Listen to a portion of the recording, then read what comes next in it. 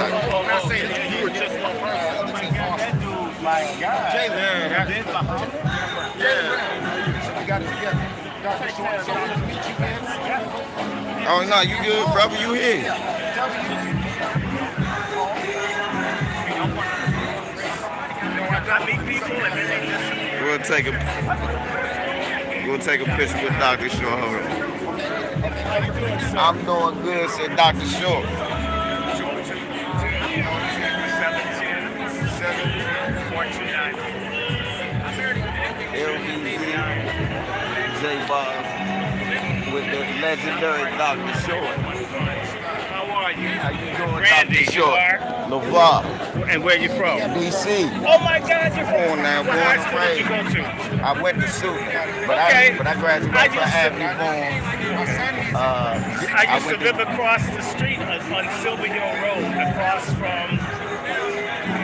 There's like a church. I stayed in that parsonage for like a year.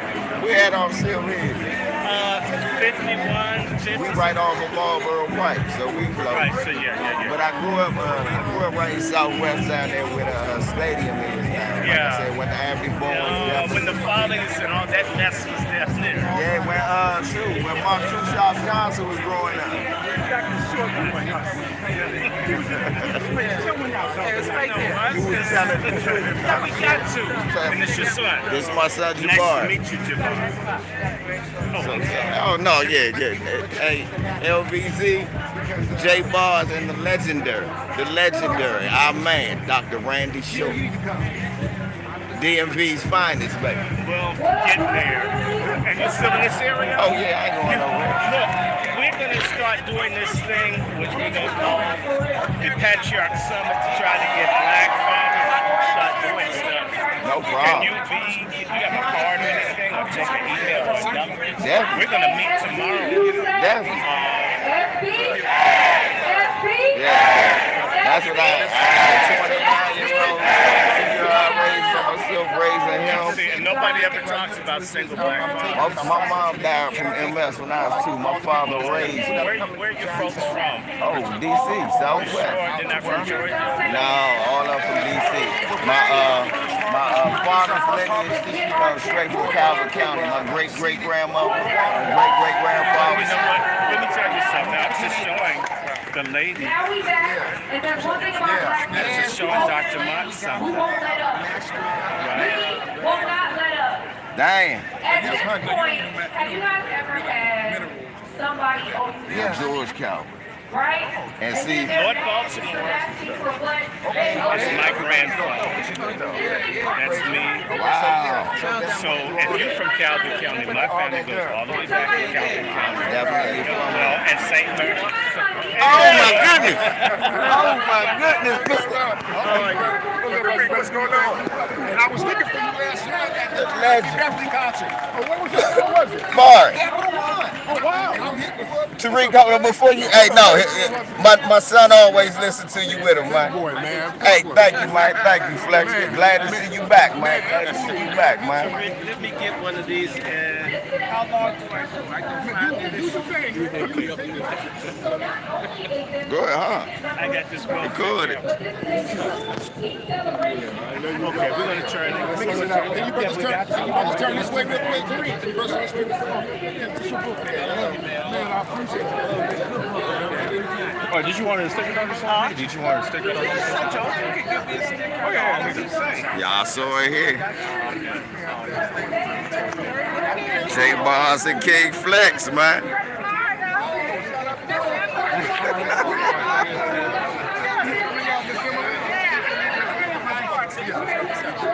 Oh yeah, Henry Soul Food Cafe, Tariq, if you need the What's fish. the name of it, bro? Henry Soul Food Cafe. It's on the south side. It's on the south side, but they can deliver to you. A black man, Henry Smith. And please get you a sweet potato pie. Get you a sweet potato pie. Oh shit. Bio, good looking out, bro. All across the country, and you know what? We're about to get our money. So we have some amazing guest speakers today. But before we get into that, I just gotta let you guys know we're here to call on reparations. to demand justice and to advocate for a future that we can actually thrive in, right? Because this system, we all know, is not set up for us, FBA, to thrive in, right? So that's what we're trying to do today. Also, we have to remember like the sacrifices of our ancestors who endured slavery and systematic racism that persists to this day, okay? So that's what we're doing today. Now, reparations is about monetary compensation. However, it's also about acknowledging the deep-seated injustices that have been inflicted upon us, foundational Black Americans. FB! Hey! FB! Hey! That's what I'm saying. I like y'all. Y'all good. Y'all good energy. I love it.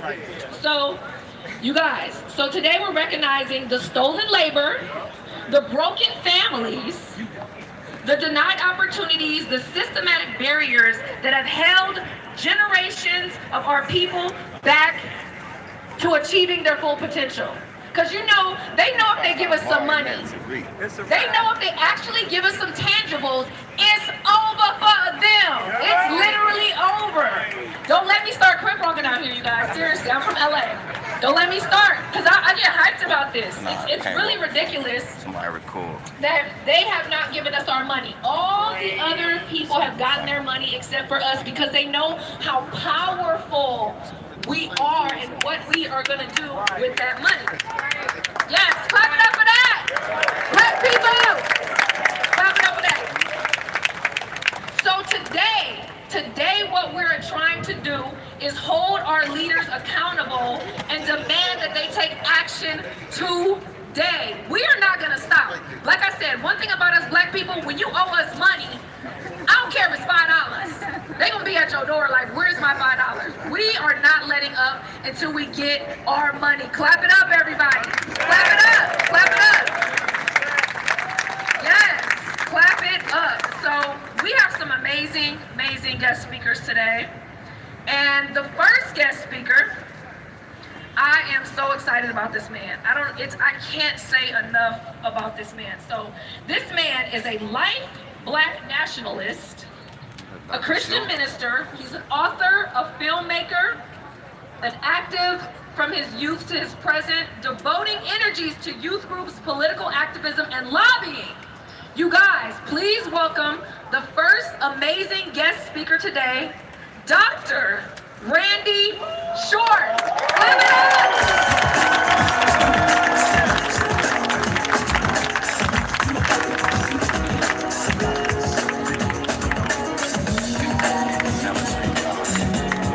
Dr. Short for her feeling.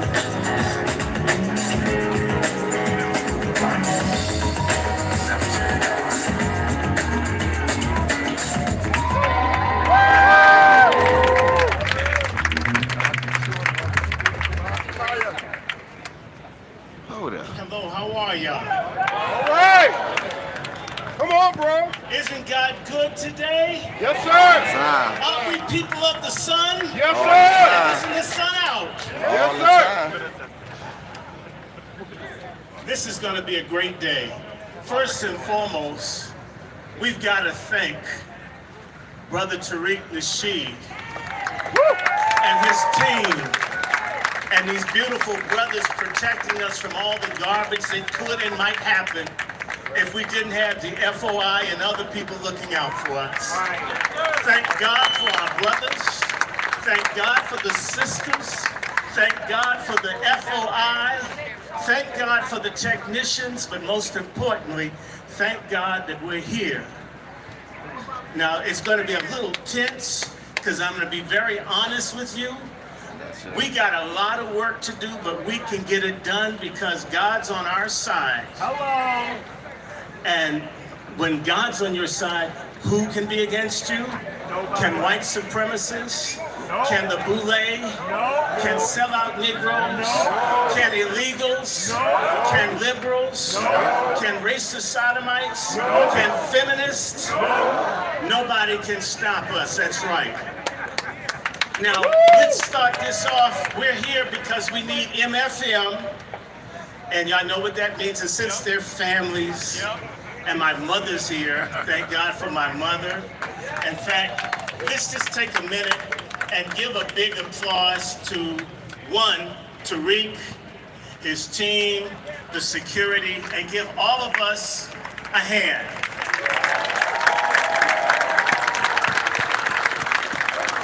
They keep saying that we're not going to get it, that we can't get it done, and Tariq and many others in the new black media, Sister Vicky, Afro Elite, Black Afro, everybody proves we ain't going no place, and we want our MFM. And I'm going to be polite because there are children here, and I don't want to be in a Diddy situation for being too vulgar. You know, my mother's, don't do no cussing. And what if Biden calls me? I was going to tell my mother, just tell her that you're Chris Hansen. You'll hang up. Brothers and sisters, MFM stands for Mother Blank Money. So I'm going to ask you, what do we want? And I want y'all to say MFM. And I want you to shout so loud until Joe Biden's Depends bust the leak. And there's so many of you out here, Kamala Harris can't sleep with all of you to convince you to go to their side. So I'm going to ask y'all, what do we want? MFL. What do we want? MFL. What do we need? MFL. What did Nat Turner want? MFL. What did Malcolm want? MFL. What did the Honorable Elijah Muhammad want? What do MFL. our ancestors want? MFL. What do we want? MFL. What do our sisters want? What do MFL. our brothers want? MFL. What do the unborn want? Amen. Let the church say amen. I want to do one. We're going to do one bad word. Because we're going to let our enemies. DC is Boule Central. It should be called District of Caligula. Did he learn how to do freak-offs down here? This is a nasty town. It's a wicked town. My grandmother used to work in the White House and just stopped working. I wonder why. Hell no. Come on, Dr. Some nasty people in there. You from here like me, Dr. Shue. We've got to break the curse. Do y'all know in the White House, they had to do a cleansing because the slaves would stay in the basement of the White House and dozens of black children died in the White House. It's cursed until we get our money. It's wicked until we get our money. God's not going to do right by this country. Every country in the world is dropping the dollar, hooking up with bricks. Y'all think it's just circumstantial? No, this is God judging America because we don't have our MFM. It's not a handout. We've been handing out land and labor, blood, sweat and tears. They just reenacted the draft yesterday so they could drink the blood of our young black men who they only want to incarcerate. They only want to have the police killed. They only want them addicted. They only want them in foster care, or they want them to get their genitalia hacked off and tell them if you cut your thing off, you can become another sex. No, you go from being a man to a eunuch. You can't change your chromosome, and America can't change its debt that it owes us, and we want every single penny and then some. Somebody say MFL. MFL. You know, people have the nerve. They have the damn temerity, the nerve, the gall to act as if we're beggars in the country that we built. In the country, look, you're here at Potomac. Potomac means land of everything, land of abundance, land of fish. I'm a descendant of the Piscataway. This is my damn land. I'm not getting a rent check from Joe Biden or Kamala to build a house. The Capitol is built on top of the prayer grounds of my people. Can I afford a home in this city that belongs to my people? Hell no. And I'm the beggar. No. I would say. Who steals music? Who steals inventions? Who steals everything? Then put their name on it. My God. Where everybody. We're old. We like old. Everybody steals. God says so. Who don't steal from you? To whom much is given, you stole 3.6 million square miles of land. You enslaved 5 million people, killed at least 6 or 7 million of us, and then killed the Aboriginals, which is us too, to whom much is given, much is required. MFM is ours. It's a birthright. And it's not to be shared with anybody but us. Okay? No more people of color. That's people on crack, not people of color. We don't hate nobody, but you know, imagine me going to another country and feeling entitled to for the compensation of suffering of people in Jamaica or South Africa or Haiti when I didn't go through that. Isn't that some BS? Somebody tell me that's BS. Y'all agree? Major BS. And when you think about a political system of a country that has billions for Ukraine, billions to kill Palestinians, billions to kill Yemenis, billions to dog the folk in Haiti and traffic their children, and they're gonna welch on giving us the money that we're owed. The foundational wealth of America is we Black Americans. We made it. Everything is us. They don't have anything without us. Who defines American culture? Michael Jackson or Lawrence Welk? Michael Jackson. Come on. We are the culture. It's our culture, it's our land, and we want our money. You know, they make it seem as if reparations is crazy. Do you guys know that a reparations bill was approved in Congress 92 years ago for veterans who felt like they should get some extra money for having served in World War I?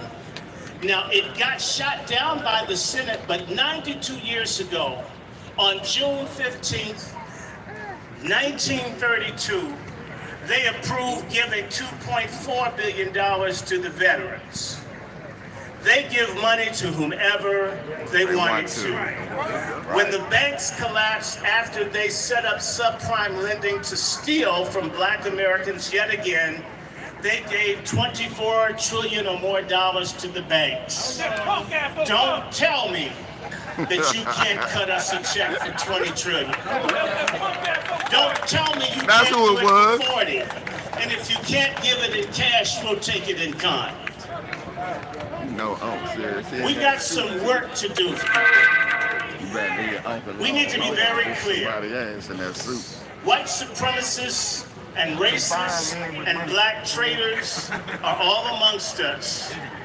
They're standing in our way, but they are not greater than we are. Our greatest impediment is the failure of those that are on code to understand how to come together to get our MFM. Am I right or am I wrong? Let me be very clear. We're going into a war. A war has been made on us since the 1500s. Since the Catholic Church decided to split the world between Spain and Portugal, they've been at war with us. Our problem is we've had too many people like that disgraced pastor, Take Dick's Jakes. And he takes it too. My money. We've got these people that tell us clothesline just is get along motherfucking and be man. friends to everybody. Not right here. When they've got books like the Turner Diaries, where they're planning to mass murder all of us. The government knows all about it, and that no good coon from Kenya, named Ofaga, that's what I call him. They knew in 2009 that the police departments across the country were infiltrated by white racial terrorists who plan to make a race war. They just busted someone in Arizona, and they keep catching them. They know all about it. Certain people have a thing that's called the Day of the Rope, where they're going to mass murder all of us. They're at war with us, and so all this idea of swirling and assimilating, and look, I don't hate folks of any kind. I'm not preaching hatred of anybody. Okay, I was just telling folks to show you how crazy this world is. You know, I always talk to folks about genealogy because you know what? He was just telling We're us, one Lord Calvert. Black American just telling me, family Lord Calvert that hasn't is, recognized how much we need one of his each other damn because relatives, we don't have anybody great-grandfather, but that each white other man. and God. But my folks This from is Calvert something County. that our elders used to Yeah. know.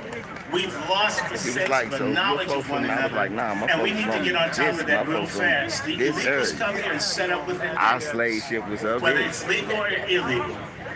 That's why I be They listening. I do be give getting them our mad. money. I be like, what y'all talking And about down they're south? giving them billions, stealing from us yet again to replace us. You know, the sign. The only thing that's going to stop them is us becoming a unified force, an army for restitution, an army for reparation, an army for reconstruction, an army for independence, an army for freedom, an army for justice, an army to make right what's been done to us for centuries, and we apologize to nobody. You need to begin to elbow your way with even our own. So we've got a central issue here. If you're a boxer, you have to prepare for the fight or you're gonna get your ass beat. We've gotten flabby. Our music isn't what it used to be. We're not taking care of ourselves like we used to. We don't love each other like we used to. We abort and kill and let child and family services steal our children. We're getting divorced. We're letting racist feminists teach the women to hate the men, and then we got this scamisphere where the men are now hating the women, wanting to run with everybody else. In order for us to get what we are owed, we're going to have to change our state of affairs. We're going to have to turn from looking for allies and get allied with self. Right. We need to be allied because the greatest elements of our atomic bomb is black, male and female unity in the form of family.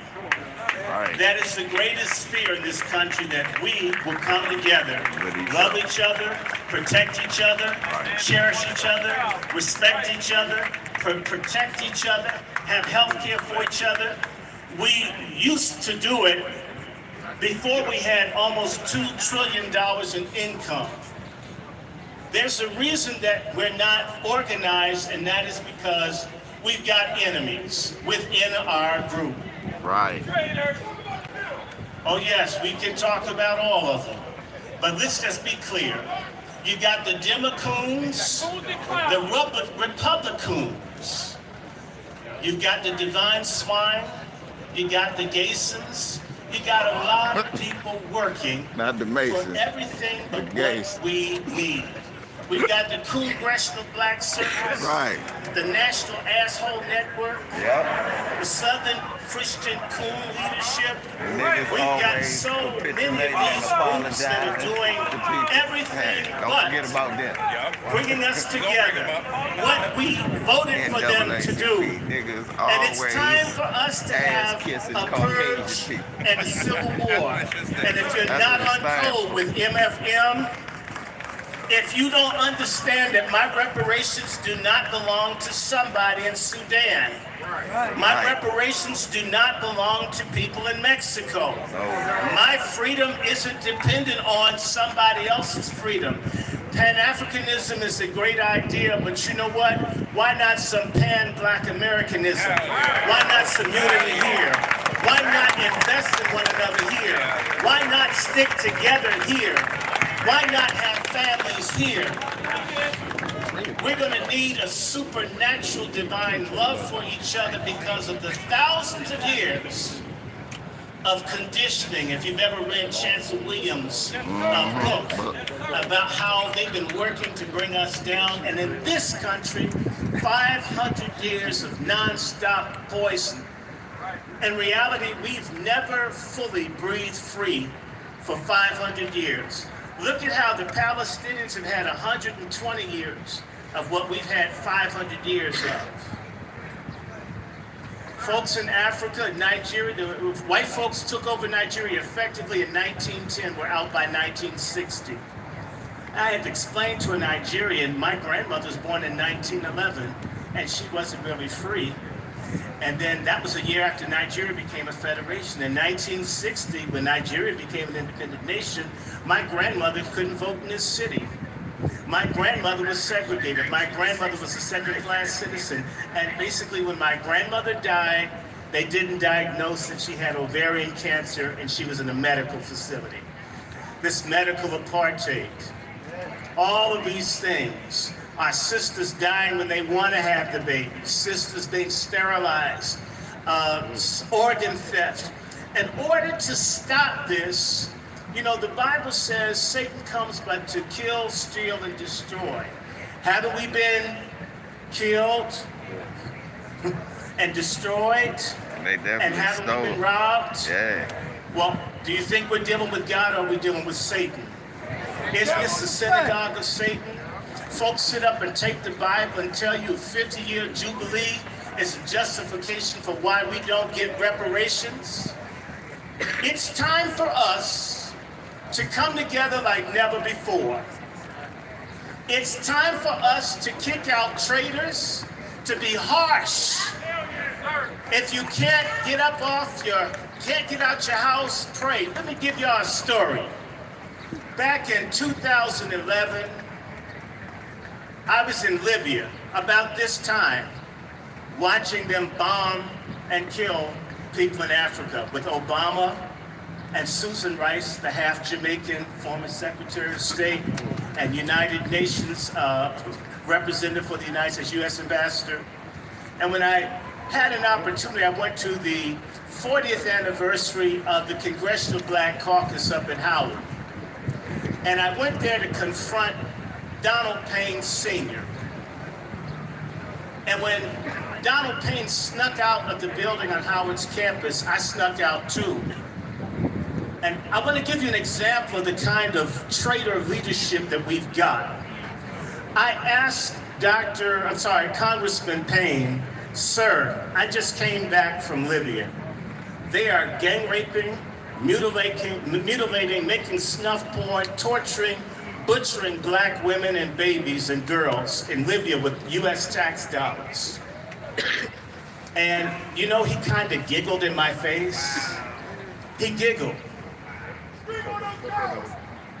And he says, oh, well, you know, these things kind of happen. These things kind of happen. When? And I said to him, sir, pardon my language, y'all. What the fuck use of nigger congressmen and nigger congresswomen if we don't protect our black women and girls, sir? And I went on to say to him, excuse me, is there genocide in Africa that you don't like?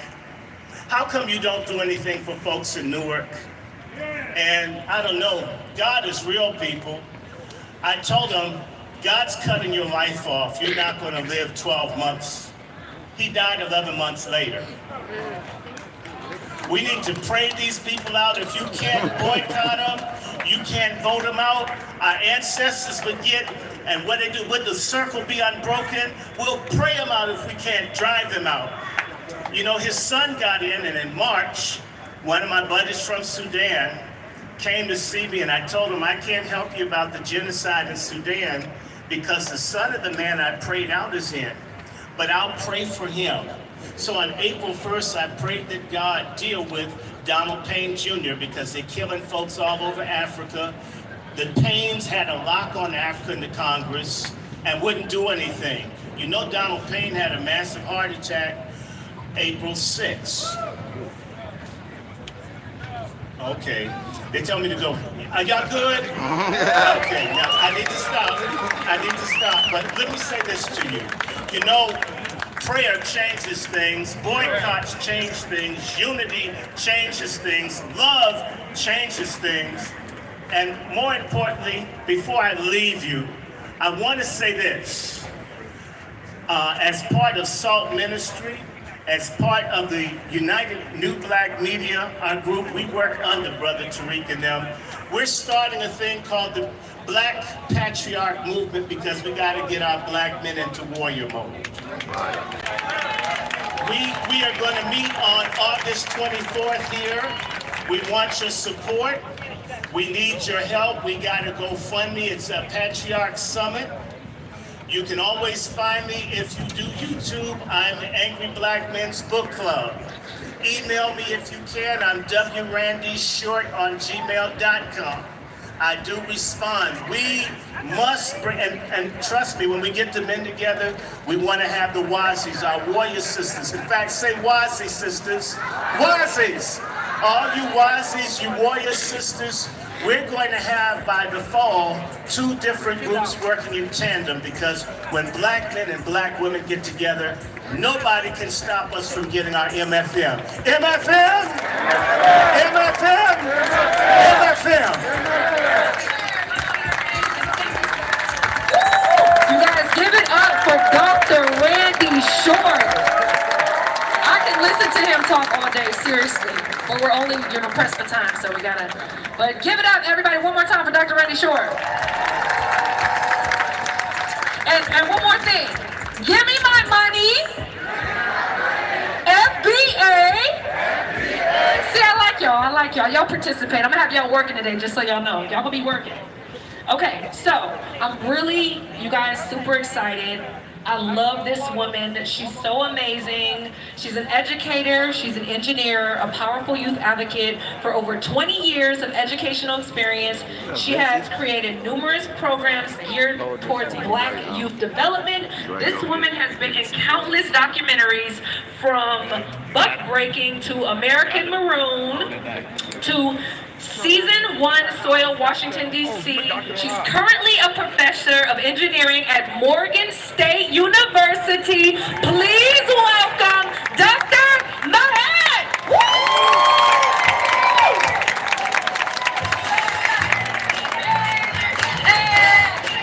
Come on, y'all. Say it loud. I'm black and I'm proud.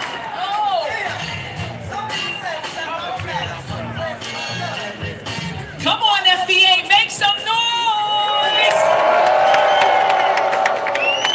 Black power?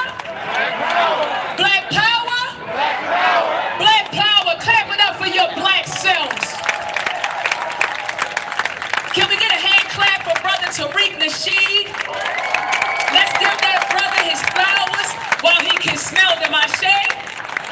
Clap it up for your black selves for being here today.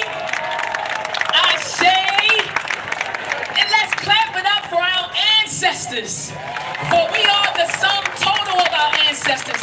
We see far because we stand on their shoulders. Ashe? Call out the names of some of those FBA ancestors. Call them out right now. Malcolm X, Dr. King, come on. Ida B. Wells, Harriet Tubman, call them out, y'all. Nat Turner, call them out, y'all. Fannie Lou Hamer, come on. Huey P. Newton. Dr. Khalid Muhammad. Come on now. Ashe, y'all. Ashe. Ashe, y'all. The ancestors are smiling right now, family. Whenever we unite and we get on code and we act in our best interest, the ancestors smile. Now, when I say ancestors, I'm not only talking about those who preceded us in death, I'm talking about those who preceded us in life. So right now, people like Dr. Raymond Wimbush, he's smiling right now. Dr. Sandy Darity is smiling right now. Dr. Claude Anderson, our warrior scholars, are smiling right now. Dr. Claude Anderson said that reparations is a necessity. And he said, this man has been on the front line speaking about reparations for decades. And Dr. Claude Anderson said it's a must, because he said FBA does not control a sufficient amount of resources to be competitive in this country. So he said if we don't get reparations, we're going to be done. He said whites control almost 100% of the wealth, power, resources, privileges, and all levels of government. And he stressed that voting is quid pro quo. Dr. Anderson said, when we vote for someone, we should get something in return. Come on, you just don't throw away your vote. Listening to the boomers tell you you gotta vote for the lesser of two evils and somebody died for you to vote. That was a dagger, wasn't it? I love you, boomers. I love you, boomers, but that was a little dagger. We practicing pre quo poll, and we're going to go out here and vote. We want something for our vote, and that is, say reparations. Black folks have been voting Democrat since Roosevelt was elected in 1933. He promised America a new deal, but what it did was create opportunities for white Americans and it further disadvantaged black Americans. Yet we've been voting Democrat ever since. And what has that gotten us? Deindustrialized communities with no jobs, failing schools, neighborhoods with no supermarkets. They closed all the recreation centers, mass incarceration. So what have we gotten? Nothing. But is the Republican Party any better? No. We achieved illegal emancipation under the Republican Party, but we only achieved that because remember, Lincoln wanted to preserve the Union. Remember, he said if I could keep the institution of slavery going, I would do it. So we didn't achieve true freedom through the Republicans. And then after emancipation was signed on January the 1st, 1863, it was followed by 12 years of Reconstruction. But remember, that ended in 1877 during the Hayes Compromise. That's when they pulled the federal troops out of the South. And what happened? FBA went into semi-slavery, which was Jim Crow. Come on, y'all. So black Americans, we shouldn't be beholden to any party. If you look at my voter's card, it says unaffiliated. We shouldn't be beholden to any party. Only the party that's going to serve our needs. Dr. Amos Wilson told us in his book, Blueprint for Black Power, that we need to start our own black national party anyway. Because he said that the Republican Party and the Democratic Party are two birds on the same plane. And having our own black national political party will help us organize the black vote. It'll help us organize black dollars and enforce a black agenda. So family, I implore you to stop doing three things. Number one, stop voting for voting's sake. Understand that voting is quid pro quo.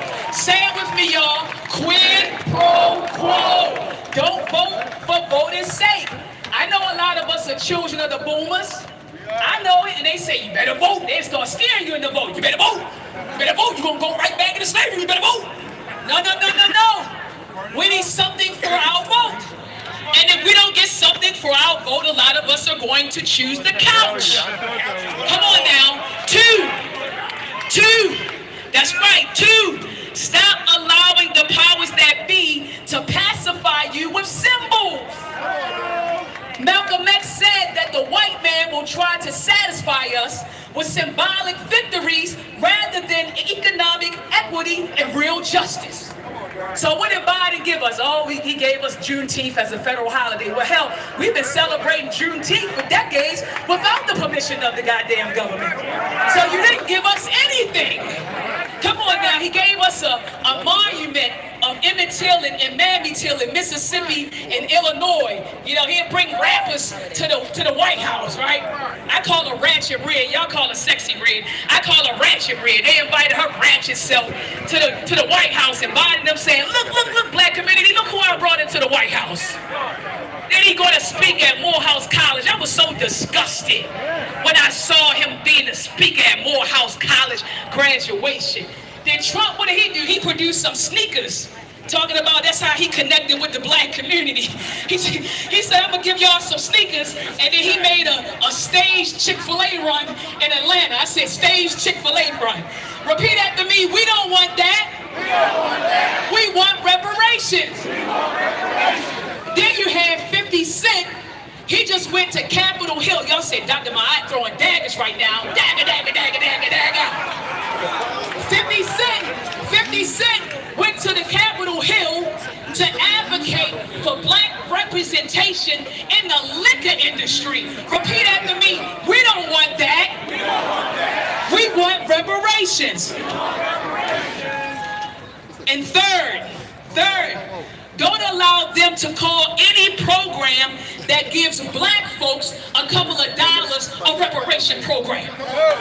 I've been looking online at some of these articles, and in some of these states, well, we're going to give our black citizens $500 each. This is our reparations program. That's not reparations.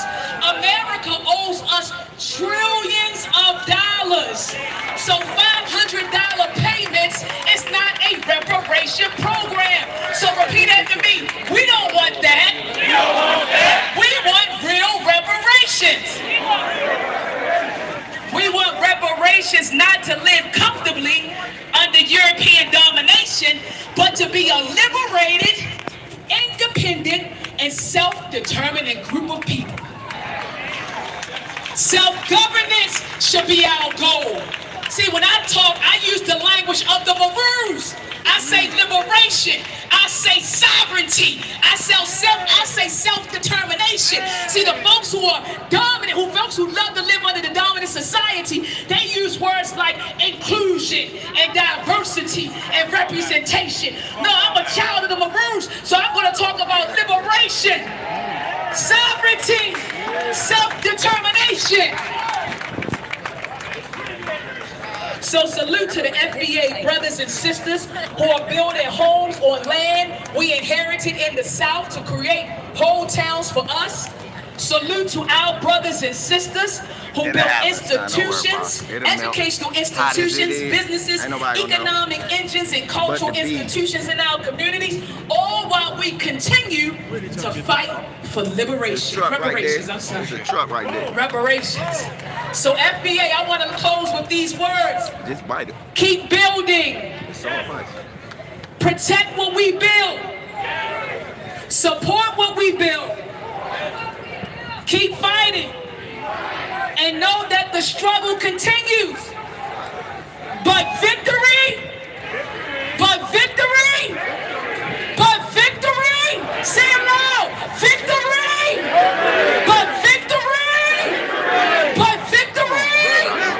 is certain with that peace and black power.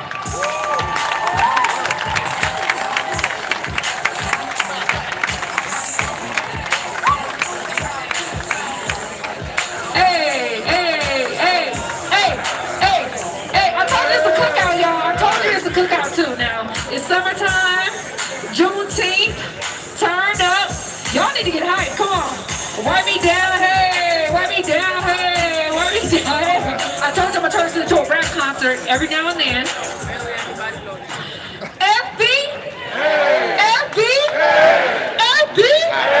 Thank y'all. See? It's a cookout over here. I told you we having fun today. Okay. Let's keep this party going. Uh-oh, we have some notes. Here we go. All right. Now this amazing gentleman is everyone's favorite Gullah Geechee reparationist. Hello, from South Carolina in the building. Okay, this man is an activist, a political candidate. Marcel. Yes, he's a political candidate of the nominee of the U.S. Citizens Party for this year, November 2024 elections. You guys, please welcome Greg Marcel Dixon.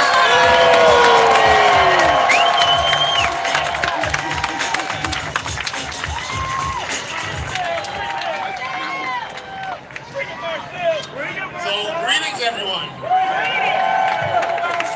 Before I get into this, we need to get some things out the way. So first of all, I want y'all to give it up for yourselves for being here. But I also want us to give it up for those who wanted to be here but could not make it. Let's hear it for them. I want us to give it up for those who keep the same energy offline than we have for this movement online. And of course, I would be remiss if I did not say, let's give it up for Tariq Nasheed for hosting this monumentous event. And now, on a more somber note, let's have a moment of silence for our people who are suffering injustices and the ones who've left here without ever getting justice. And on that note, I want to ask us, how many of y'all are tired? Are you sure? Are you tired or are you sleepy? You see, a tired person is a fed up person who's not going to take it anymore and who's going to fight the change streets. A sleepy person is a defeated, inactive person. So let us not be a sleepy person. Now, last time we had this event, I talked about the basics of reparations. I talked about how they don't go to all black people. They only go to those of us of the lineage who are foundational black Americans and who have the federal status of freemen. I spoke about how this federal government does not depend on our tax dollars for spending, that America is a monetary sovereign and they can afford anything they want once they account for inflation. I spoke about how even though racism is a plague that needs to end, reparations is not about ending racism. Reparations is about a debt that is owed and has been owed to us for centuries. We talked about what reparations were, but now I'm going to talk about how we get reparations. Now, before I go into that, let me be very clear.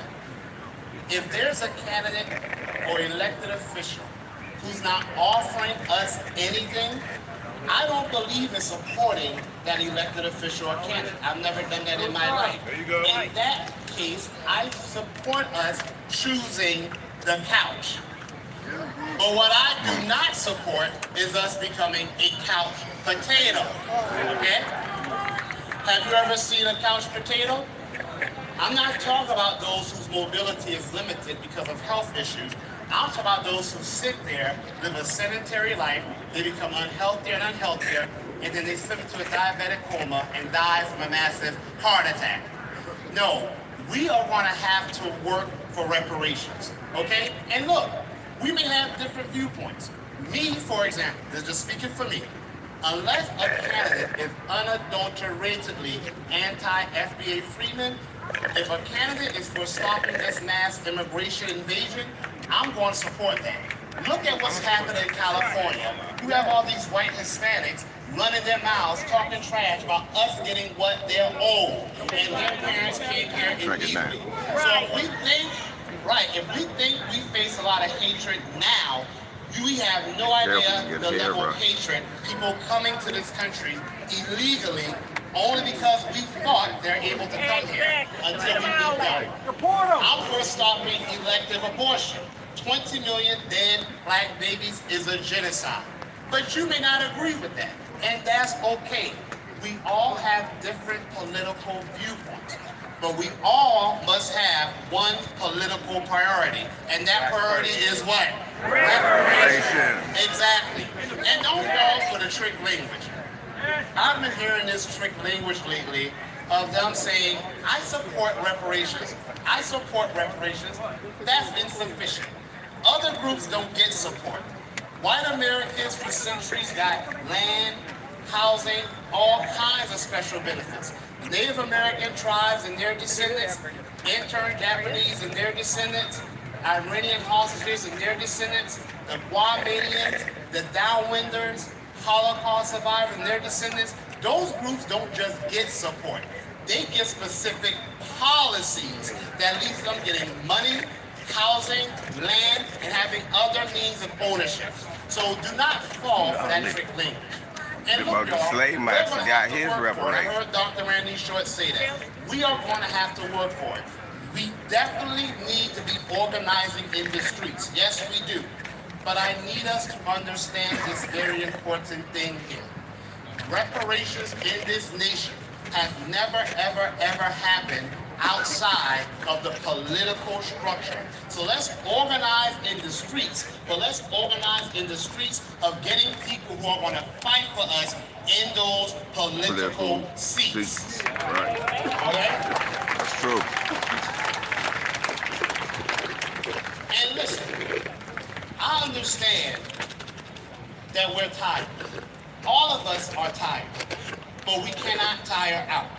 We need our own media companies to get our message out there for us, okay? We need our own political action committees to advance our political agenda specifically for us. We need organizations that have status-based benefits specifically for us. And we need candidates who are going to be willing to stand up and fight for us. Right now, we have elected officials who are literally willing to stand up and fight for anyone besides us, even people who have come to this nation illegally. But those candidates need teams. They need people to make phone calls. They need people to knock on doors. They need people to print signs. They need people to distribute flyers. They need people to be donors and people to do fundraising for them. We cannot have warriors out on the battlefield without a shield, okay? Right. And look, it's not fair. I get that. It's not fair that we have to fight for something that should have been ours already. Dr. Martin Luther King Jr. said he was tired of marching for something that should have been his upon his birth. But American slavery was not fair. It was not fair that we were enslaved, and yet we had to fight for centuries to end slavery. During the days of sharecropping, debtor's prison, torturous medical experiments, racial massacres, land theft, exclusion from wealth building programs, Jim Crow, and redlining, those things were being done to us, and yet we had to fight to make them stop. It's unfair, but look at us here. It's not undoable.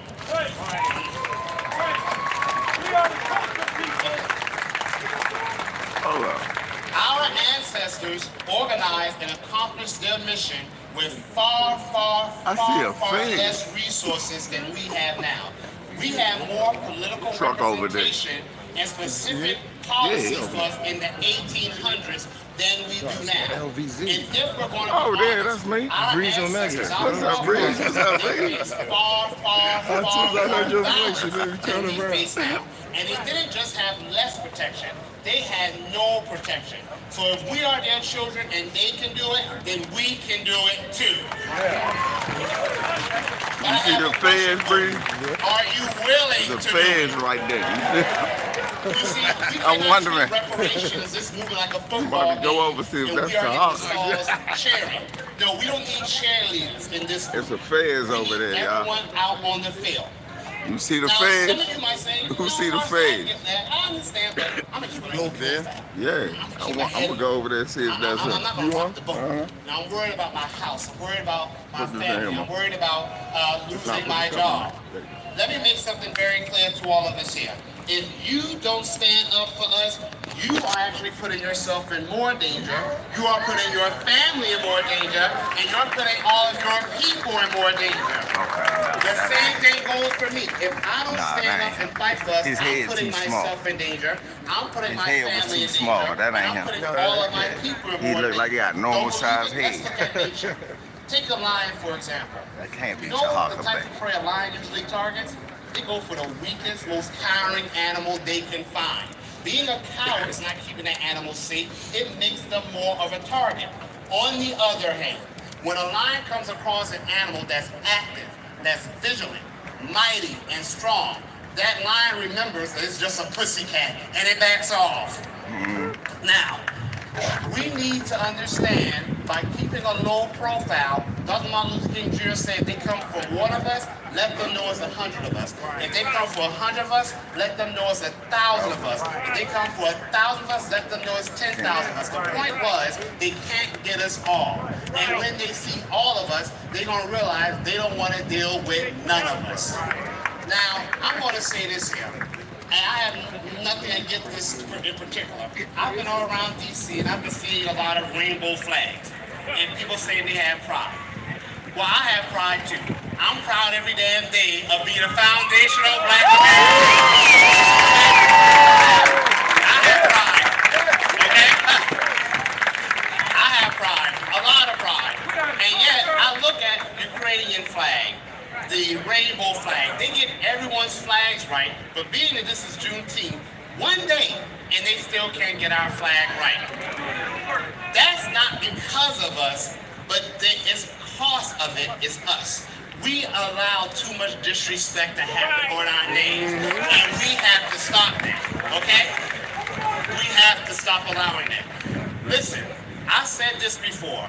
If we were to the bottom of this nation because of poor decisions that we have made, I would be up here telling us, get it together. But the truth of the matter is, this is irrefutable. I don't even engage in arguments against this fact. We are to the bottom of this nation because of terroristic decisions this federal government made. I went to the Korean War Memorial, and they had a quote there saying, freedom isn't free. Oh yeah, we know. Yeah, we don't want to pay for it. The government caused the problem. Now the government to us is going to pay the cost of the problem. Okay? It's important for us to take care of our physical, mental health. So when I see you, I'm going to ask you, how are you doing? I'm going to ask you, how are you feeling? But then I'm going to also ask, what are you building? Okay? And I want to say, we deserve our constitutional rights. We are not looking to the government to save us. We don't need to be saved. We just need to be paid. Great Marcel, thank you everyone.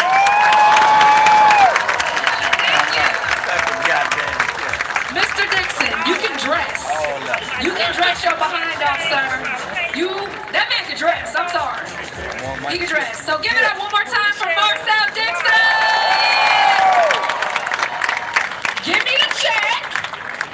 Come on, y'all. Y'all can do better than that. Give me the check. Cut the check. Give me the check. Cut that check. Okay, I like FB. Thank you. I love y'all. Give yourselves a hand right now. Give yourselves a hand. Now, the man that's coming up right now, to be honest, he really needs no introduction. This is the man that put this entire reparations rally together. This man has taught us about our hidden history through our ancestors, hidden colors 1, 2, 3, 4, 5, 1804, American Maroon, microphone check. Okay, now I'm about to bring the man of the hour, Tariq Nasheed.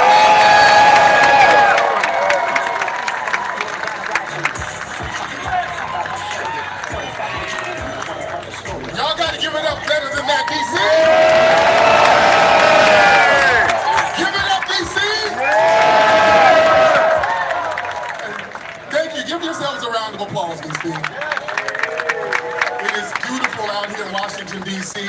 I'm so glad to be out here with you guys. It's hot as hell, but I'm here. I got on my suit. I'm about to go down to Burlington and get some flip-flops, but I'm here with you. Family, first of all, happy Juneteenth. I'm very stingy about our culture, family. Damn Are you right. stingy about your culture? Damn right. We are all we need. Say, we are all we need. We are all we need. We don't need people tacking our Juneteenth onto all of these other things. Have y'all noticed that? Do they do that with other groups in their celebrations? Do they tack on other things to the Puerto Rican Day Parade? No. Do they tack on other things to the Caribbean Day Parade? No. Do they tack on other things to St. Patrick's Day? No. On St. Patrick's Day, they're like, everybody, you gotta wear green. That's it. With us, Juneteenth, they got pink colors, rainbow colors, trans colors, all of this stuff. They want to attack all of this stuff to Juneteenth. We're not the muse for everybody. You're not going to use us as muse anymore. Right? I saw some stuff out here in D.C. Celebrate Juneteenth and Breast Cancer Awareness Month. We're not hating breast cancer, but this is about us and our Foundation of Black American Lineage. We are good enough. Now, family, we also got to pay honor and respect to the brothers and sisters in Tulsa who received a harsh injustice. We're still standing with them. We haven't forgotten about them. That was a horrible injustice, and we're going to stand up for them. Because the white supremacists like to use the excuse, well, the people who were harmed, they're not here anymore. Those people stayed here for over a century to see that justice is going to be served. And we're going to take the baton and make sure that that happens. This country has created and committed war crimes and paid the people they committed war crimes against. In World War II, when they bombed Europe, did they have a Marshall Plan that they gave them money for? Yep. Did they give money to Japan? Yep. They even gave money to Vietnam. They gave money to the Iran hostages in 1979. You understand that? They gave money to the victims of 9/11. But when it comes to us, everybody wants to act like they don't know how to give us the compensation we're supposed to get. And we're saying no more. Now, family, we're not going to take any excuses that people give us when it comes to reparations. When it comes to giving us our reparations, everybody wants to play dumb and ask these dumb questions like, Tariq, you in this reparations, listen, why should I be punished for something that I didn't do? Well, here's the thing. We, black people, we get punished for stuff we didn't do all the time. Every time there's a crime in Chicago, we all get blamed for it. The law get made in D.C. If there's a crime in New York, they start stopping and frisking everybody. Made here when it's a crime in Chicago. And also, us getting reparations, look at how the language is. Punishment. That's not a punishment. If we get reparations, that's going to stimulate the economy. We're not foreigners, so we're not going to send money outside of the United States. That money is going to bounce within the United States and stimulate the economy. They know that. See, they know the temerity that we have as foundational black Americans. Because the excuse they like to give, well, if we give y'all the money, you guys are just going to just buy rims and weed and... Alright, but that's my money though. I can buy what the fuck I want. They don't have no problem giving That's it to what you. I want. Give it here. They know that you guys are going to be entrepreneurs. You're going to start I'm about to businesses. say You're this. going to open up houses and hotels. I'm going to have a dispensary and a rim shop. What you built up. They know what you're about, foundational black American family. Because you built this anyway. You built this. This city that we're in, Benjamin Banneker designed this city. Indeed. That White House down the street, foundational black American hands built that house. The Capitol too. Excuses. Another excuse they like to throw at us, well, how can we tell who's eligible for reparations? Everybody's just so mixed up. Well, family, when we owe money, the government knows how to find us, don't they? If we owe child support, brothers, they know how to find you, don't they? You owe a light bill, they know how to find you. You owe a parking ticket, they know how to find you. You get a renter center TV, they know how to find you. When they gotta give us money, now, oh, I'm legally blind. It's easy to find us. Foundational black Americans, we are record keepers. You know you go to your grandmama's house, she got everybody's birth certificate under that mattress. We know how to trace our lineage back through paper. We can do DNA. They have all types of advanced sciences where we can trace who's who. We can do hairline analysis. Let's swap some of these hairlines. Because we might get some people trying to be $5 FBAs out here.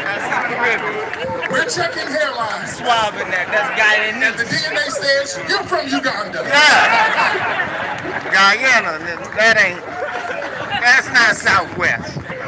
Another thing they try to say to us, well, listen, black people, don't worry. Stop worrying about reparations. They try to do a shaming tactic on us. They say, well, listen, and the Anglo-Europeans are very good at the shaming tactic. They say, well, you guys are begging for reparations. That's like begging. Why are you begging, black people? You're not begging for what's owed. If somebody owes you something, that's not begging. You owe me. You Anglo-Europeans, you were begging to get out of the slums of Europe. I want y'all to understand, Europe was a slum before the Western slave trade. The money built from slavery over here funded Europe. We don't need to swab yours, man. They begged you to ain't come to Ellis perpetrating. Island. They begged to go to New York. They begged to leave Europe to come to Washington, D.C. While they were begging, we were building, and we want to get paid for what we built.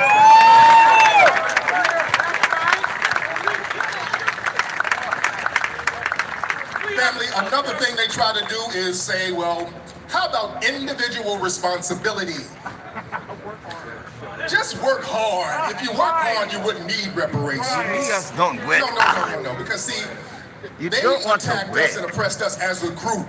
We couldn't get out of slavery because of the federal government. The federal government had us tied up in slavery. They used the military to go into Florida during the Seminole Wars to get black people to try to put them in slavery. They used the Fugitive Slave Act. When we did go to free states, they would use that to come get us and put us back in slavery. You understand?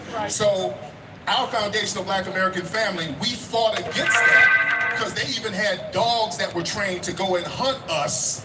This was government sanctioned.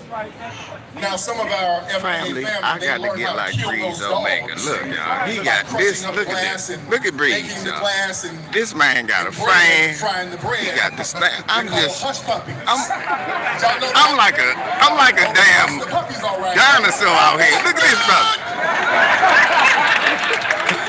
I still forgot a bunch of shit I wanted to do. Man. Shout out to Brother Umar. It's all through the wall or something. Listen. I'm in California. California, family. They threw some numbers out there. See, when you talk about reparations, people, they'll kind of lurk around and wait on some numbers. So now some numbers have been thrown in California. They threw an $800 billion number out there. And boy, people lost their minds. The first people to lose their mind were the immigrants, the Hispanic immigrants. They were the first ones to come out and say, hey, hold on, wait a minute. I just got here. Why should I owe? Why should I be on the hook for somewhere? I just got here. Well, damn it, you just got here. You're getting all of our tax dollars. Yeah. You're here because of us. Y'all going to D.C., New York and Chicago and all of these other cities, you're getting debit cards with all of our tax dollars on them debit cards. Amen. You should be the main ones cheerleading for us. And that's my If it weren't for Foundation of Black Americans, you'd be down in South America on a donkey with coffee beans. No disrespect. But we kicked in the door for all of these people to be totally ungrateful when it comes to us because people feel like anything we get, they have to get, and that's not what it is.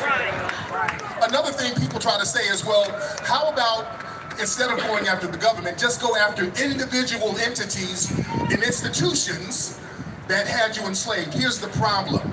All of the institutions in America are based on anti-black racism. I want y'all to really understand that all of them. The medical industry was based on anti-black racism. They were experimenting on us.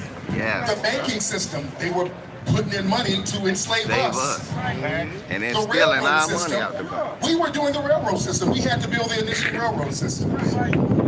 You understand? The insurance companies, they were insuring enslaved black people. Wall Street were trading stocks and bonds. We were the stocks and bonds. All of these institutions, the entertainment industry, the first form of entertainment in America were minstrel shows. Yeah.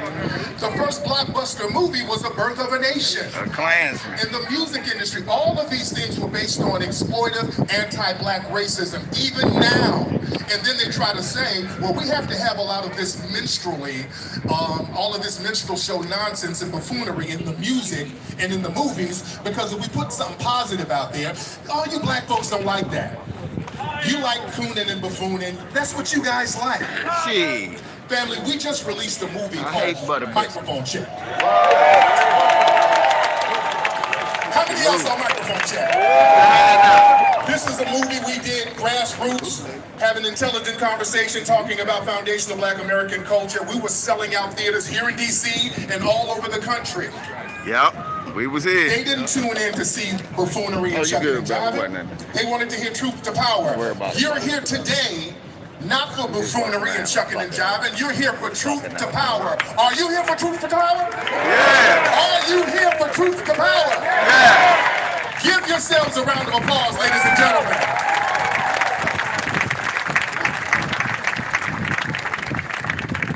Ladies and gentlemen, we got somebody coming to the stage. My sister, where is she? Is she ready? Vicky. Vicky, we waiting for Vicky. Let's get Vicky Dillard.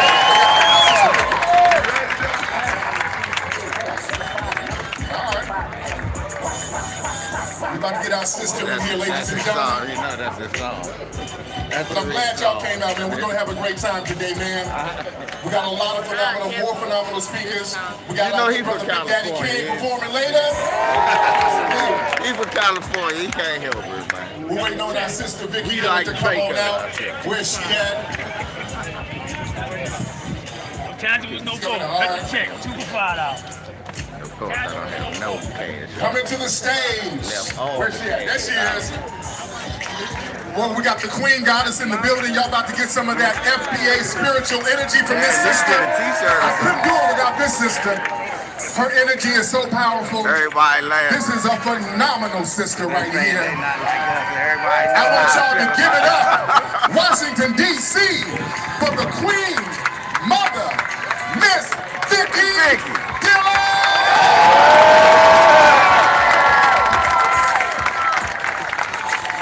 Give it up for her!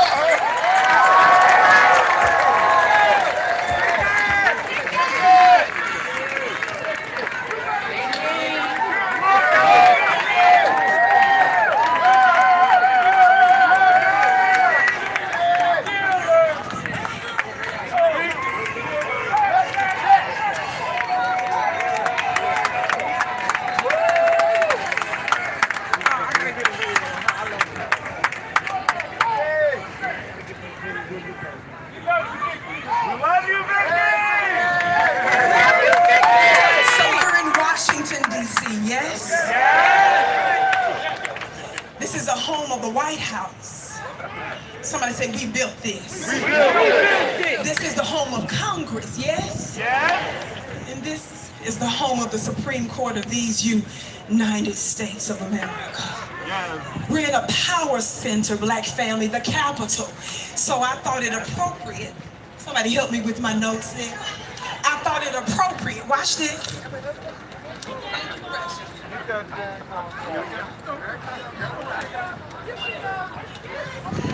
I thought it appropriate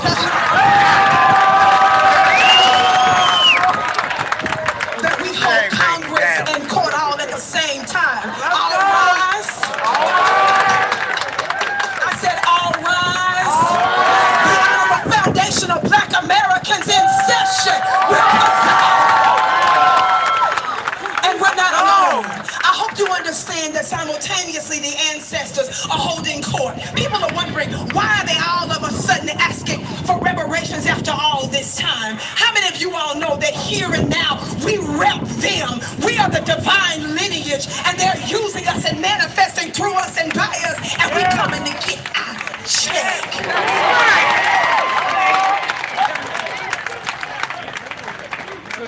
For the record, I love to talk from this book called How White Folks Got So Rich. Somebody say, it's no wonder. It wasn't because they worked hard. It was because they was hardly working. Talk black to me, somebody.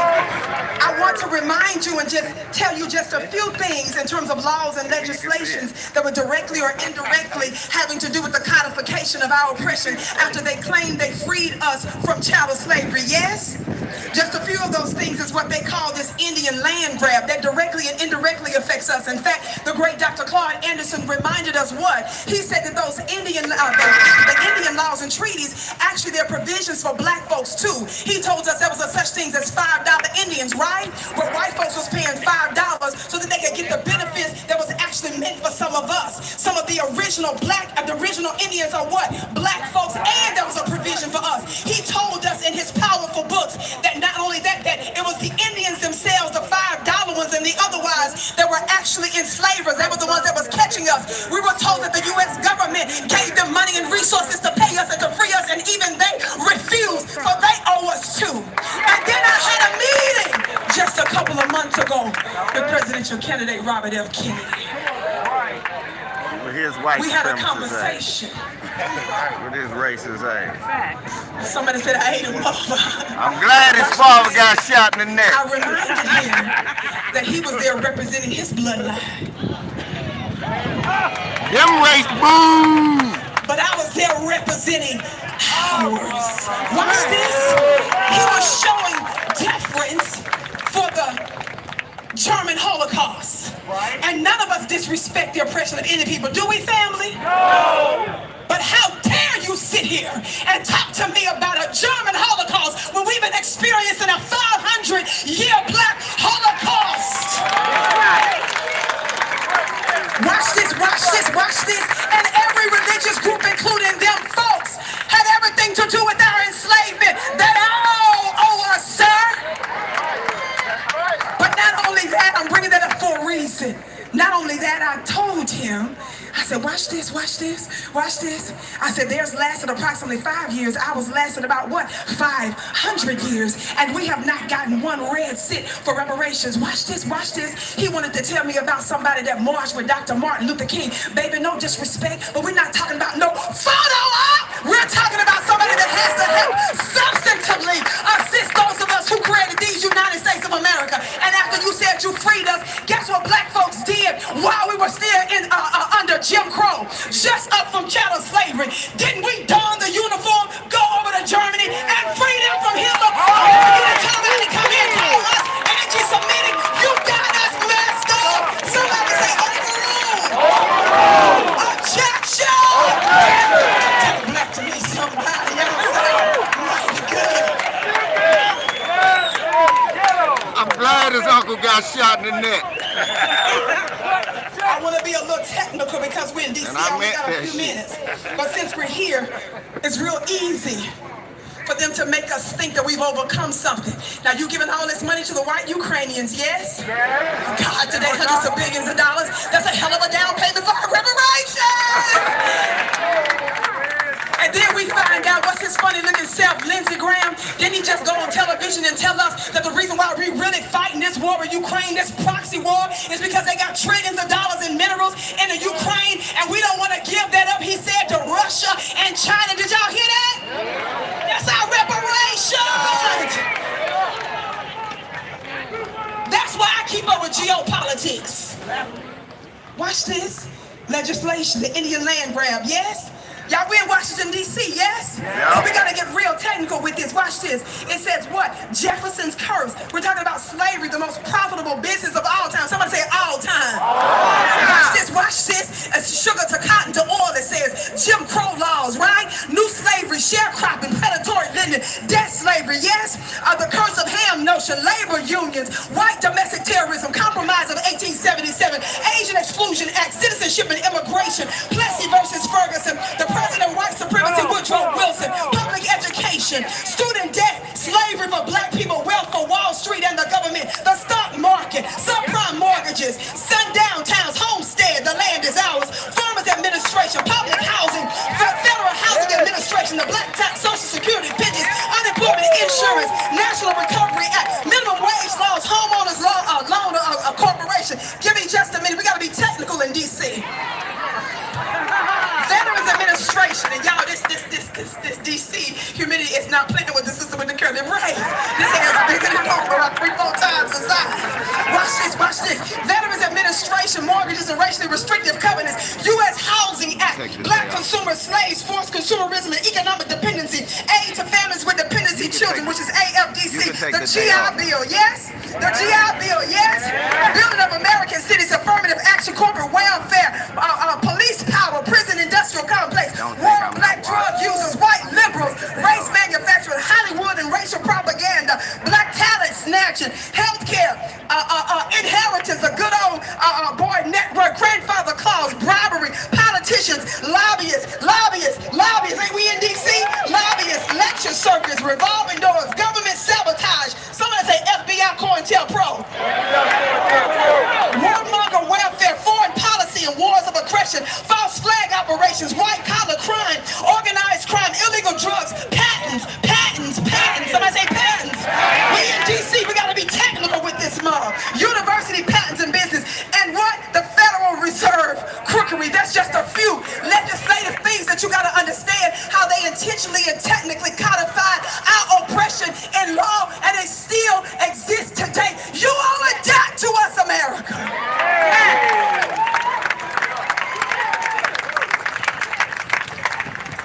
Broke it down. And so we're doing all this talking. We're talking about the worst humanity crisis, they say, in them folks that's ever happened. They talking about Hitler. But I need y'all to help me with history real quick. All right. They playing about this 500-year Holocaust. Watch this, watch this. Hitler got his inspiration from who? Wait a minute, I need you to say it again. Who did Hitler follow for his eugenics? Who did he copy? But they want us to believe that he was the worst of the worst, and he got his points from anti-black racist tactics. America, you owe us. And don't you forget it. Watch this. Couple more things. I'm gonna go sit down. Can y'all hang with me for just one more minute? For just one more minute? So when I met with RFK, thank you, Precious. I quoted something from Thomas Jefferson. How many of y'all know anything about Thomas Jefferson? What y'all know about Thomas Jefferson? He was a peckerwood. He was a redneck peckerwood. Don't play with it, don't play with it, don't play with it. I gotta get the quote right. I thought I got it right. I wanna get the quote exactly right. Here it is. Watch this. I'll say, brother. Watch this. In a couple of different places in history, Lay it on Thomas thick, Jefferson man. knew Let's tell the that truth. America would have to pay for her original sin. Are y'all connecting the dots with why all this stuff that I'm talking about making the case for reparations? Are y'all with me on this? I'm trying to let you know that one of their so-called founding fathers, that are pedophiles and slaveholders, them criminals and stuff, who they revere, watch this, watch this. He said in one place, indeed I tremble for my country when I reflect that God is just, that his justice cannot sleep forever, that considering numbers, nature, and natural means only, a revolution of the wheel of fortune, somebody say wheel of fortune, an exchange of situation is among possible events, watch this, that it may become probable by supernatural interference, somebody say supernatural interference. He was tripped out because he was concerned that there would be a wheel of fortune, a changing or turning, a spiritual interference having to do with them having to pay a price for their enslavement, their original sin. And so I want you to know, beloved, that that's exactly what we're here for now. Yes, I'm almost done. I'm almost done. I'm almost done. I'm almost done. Now with this new contract, y'all, because we're in the place of paperwork and document, yes? Is that where we are? I want you to understand as I teach my students in my mystery school, shameless plug,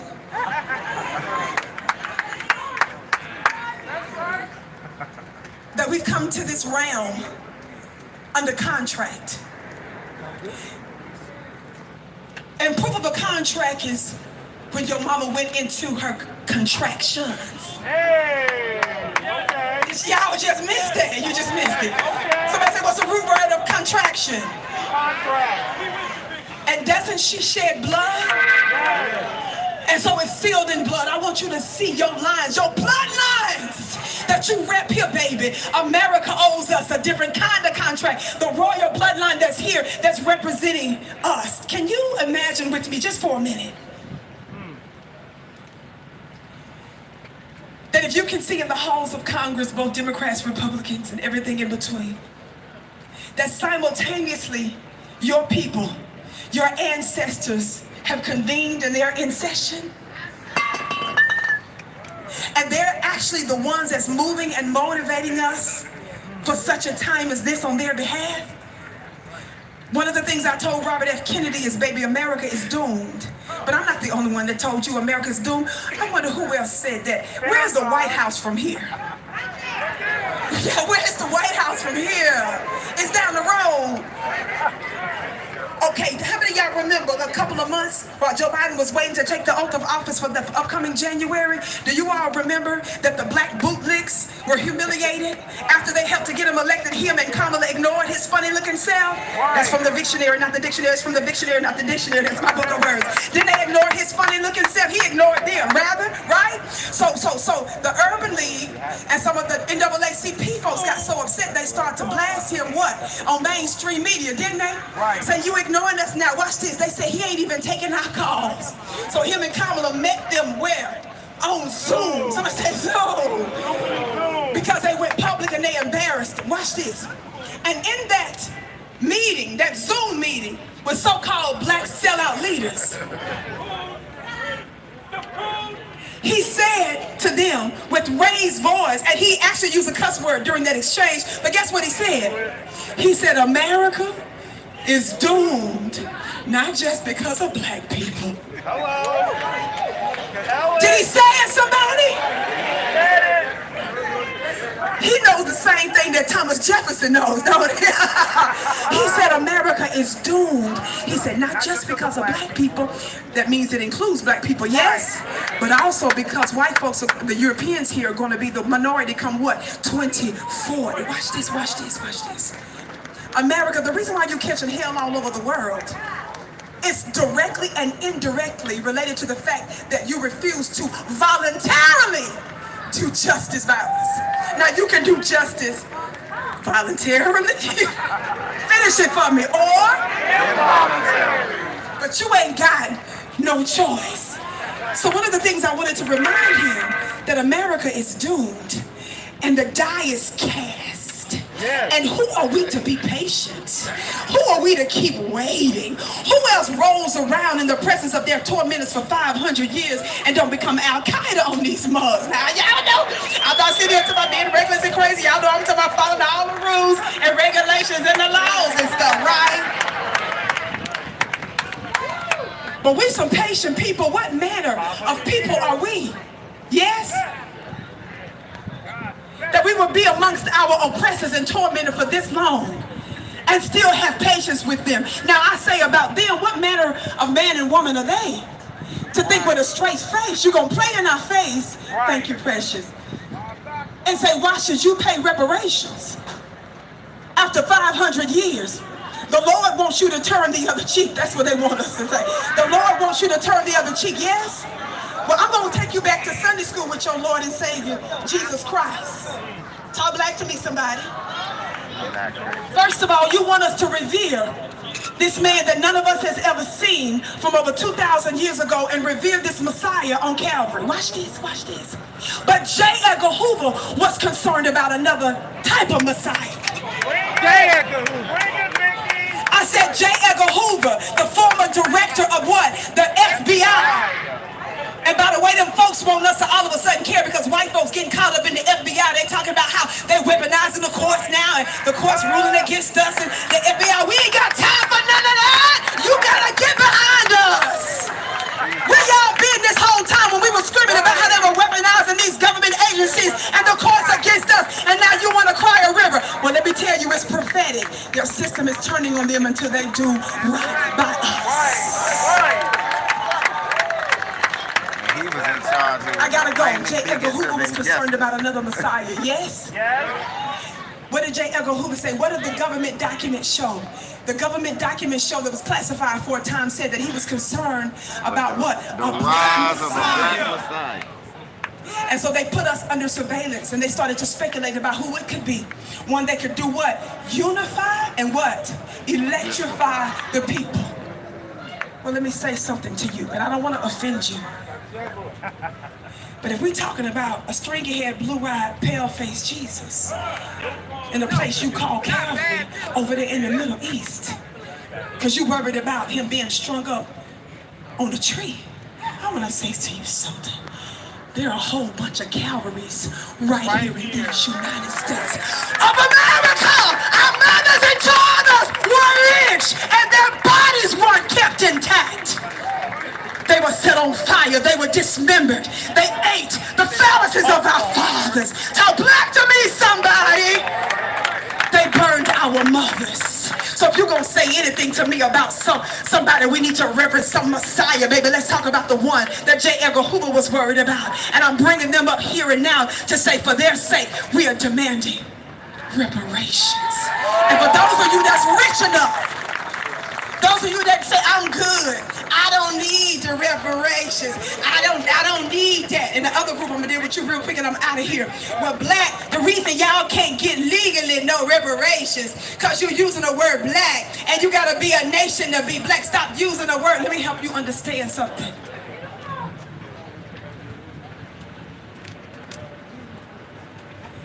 Imagine your mother screaming after having been raped and your father sodomized by that man.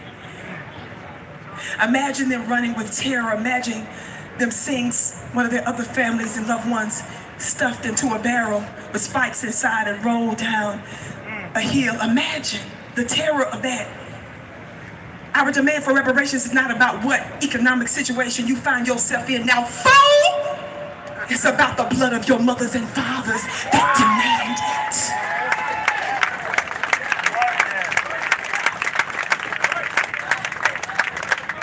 Say it again, sister. Y'all repeat after her. Repeat after her. Repeat after her. And for those of you that say black, can I get real esoteric on you real quick? Because y'all tell me, I know y'all in here, some of y'all standing here listening to me now, some of the haters especially. Watch this, watch this. Don't y'all tell me that the reason we can't get it is because we use the word black, and the word black means what? Say it again. Say it louder. Say it louder. But what you don't understand about that word black and dead, that some of the sacred ancients, including the Egyptians, understood the realm of the dead, which has to do esoterically with your ancestors. Fool, which is the high court. Do you understand me? So when you're talking about black, this ain't for everybody. I'm dealing with the technical legal stuff for the other folks. I'm just throwing this out there too real quick and my 1 minute left. Black, that's the dead that they were dealing with, baby. They knew how to tap into the ancestral realm, baby. They knew how to tap into that unseen realm. So black ain't got nothing to do with that technical stuff as it relates to law. And besides that, we have the ultimate word, the ultimate law in our mouth. And we have the ability to do what? Overrule. And we can also do a new constitution or add what? Amendments and adjustments to it. If they didn't tell the Ukrainians no, if they didn't tell legal and illegal immigrants no, then what the hell they look like telling those of us who are the true founding fathers and mothers of this country no. I gotta go. So we've held spiritual court and natural court, and so we now invoke the ancestral realm. And it is my prayer and my address to your ancestors and mine that represent the foundational, that we're representing here foundational black Americans. And we decree and declare and invoke and unleash their power and their presence here in Washington, D.C. now. We ask our ancestors that you begin to move throughout this space and the place, through Congress, through White House, through the courts and the decision makers, the lawmakers, the lobbyists, and those that influence the seen and unseen forces. We're asking you, who shed your blood and paid an ultimate price, to be with us and to manifest and express yourself by us and through us in our gifts. Be our hands and be our feet and be our mouth. Ancestors, they have mocked us and we become a byword amongst the nations of the world. Let them know who's boss. Throw your weight around. Ancestors, come down now and help us push forth this prophetic bill, this prophetic marker, so that it's acted and put into legislation, because your blood demands that we are here now and we give thanks for it now. Ashe! Ashe! My session is adjourned.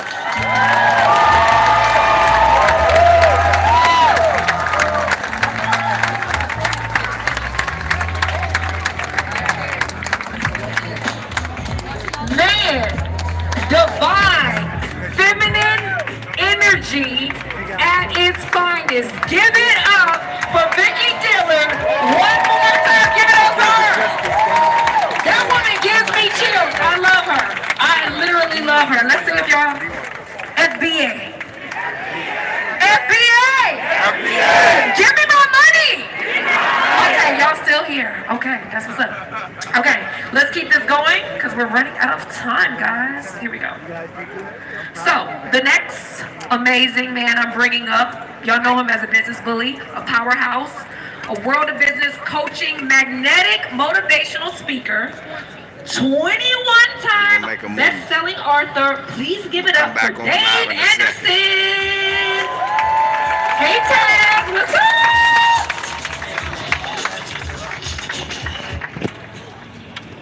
You can let that rock a little bit, DJ. I got things to say. Foundational Black Americans, what up? What up, $1 LVZ. Ladies and gentlemen, gotta take my son to the cop here with the script or notes, but I want to get this right because I don't want you to miss anything I have to say. Amen. Foundational Black Americans. Our time is now. I take my son back to the car and getting a little warm. For those who want to donate to the channel, $1LVZ. That's $1LVZ.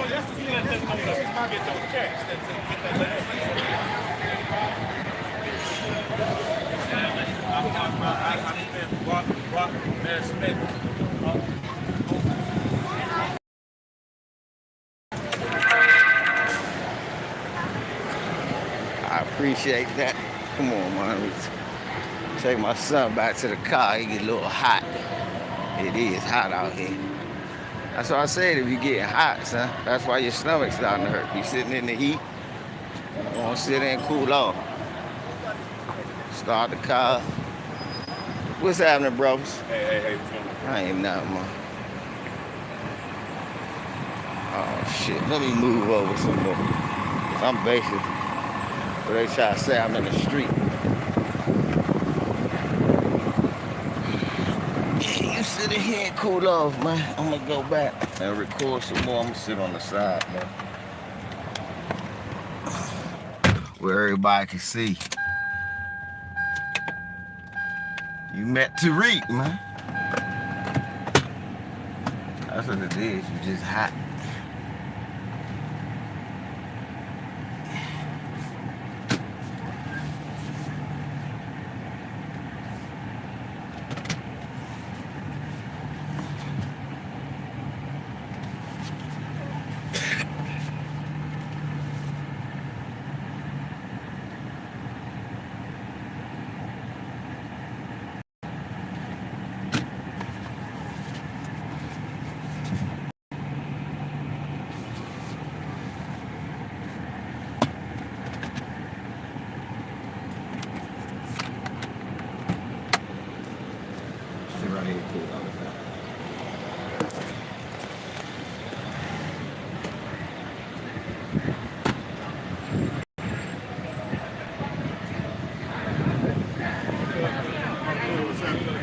What's up, bro? What's up? What's up, buddy? Just move it in some more in case they act silly. Nah, the police out around here. Especially they see I come from the rally for reparations. Now look at all these beautiful people out here in my city, man. I love it. All these beautiful black people in the city, man.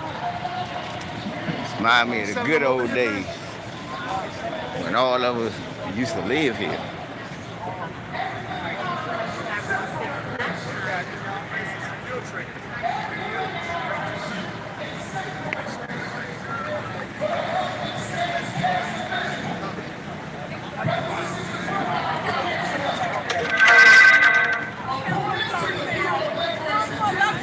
Sister Vicky.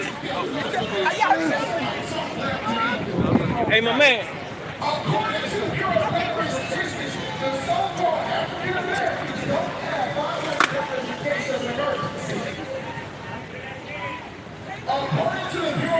Statistics, black people don't have $500 in the event of an unforeseen emergency. Despicable. Let me put it to you in a real sense. How many times has somebody died, and then we get on social media and we hear about it, and then the next thing you know, there's a post, and we all know what the post says. It's okay, I'll say the bad thing out loud that you're too nice to say. It's either a GoFundMe or a fish fry. How many GoFundMes and fish fries are we going to have before we wake the hell up? If you take the Industrial Revolution off the table, if you take the system of slavery off the table, one of the main ways that the dominant society made their money was through generational wealth, through life insurance. But some of y'all think y'all gonna take it with you. Now realizing that when you die, you leave your children a burden and to pick up the pieces. We are suffering from a failed system of improper planning, if there's any planning at all. And it must stop today. I demand that you find a black insurance agent and get yourself a policy. Point blank and period. There is nothing wrong with insurance. It's so funny to me how you have no problem getting insurance for your car. Oh, because that's the law. So do we have to have law for you to make sure that you provide for your children in the event of your untimely death? We shouldn't have to. Nobody should have to pull together and be stressed. We need to secure our future. Well, I got all that together. I ain't working, so. Y'all ain't gonna like this one either. Be good. Attention, baby mamas. I stand here before you telling you that there was a period of time. It doesn't mean that we were happy. It doesn't mean that we didn't have problems. But we had the strongest family unit of any other group in the United States because our fathers were in the home. But people like Jim Crow Joe and his cronies were telling y'all that they was going to babyface you. I'll pay your rent. I'll buy your clothes. I'll give you food too. Just don't have a man in the house. And you bought it lock, stock, and barrel. Our children need present fathers in the home. And I'm not shaming our sisters, I'm not. I'm just calling out the ugly thing that nobody wants to say. That don't apply to me. Brothers, we know, because I got some brothers that are real smart, and they'll say, well, you know, there's like 42 versions of contraception that women can take. Why I gotta be the one to put on the condom? Because you're irresponsible. We have to be responsible. I have 2 daughters by the same woman that I married. I have no children out of wedlock. I have insurance policies that each one of them have a single beneficiary on, and it's them. The second I die, every one of my immediate family members are instant millionaires, and it ain't hard to do.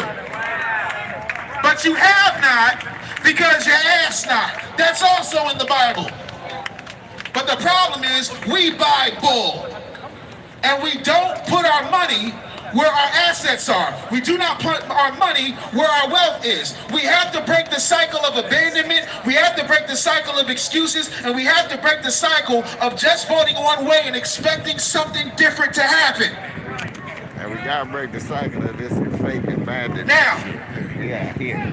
I got locks. I see a lot of my brothers and sisters out here have locks. It is a symbol of our pride, and I love it, but I want to tell you something. How many people right here are working a 9 to 5? No shame, I'm just asking. How many people are working a 9 to 5? Brothers and sisters, ain't y'all tired?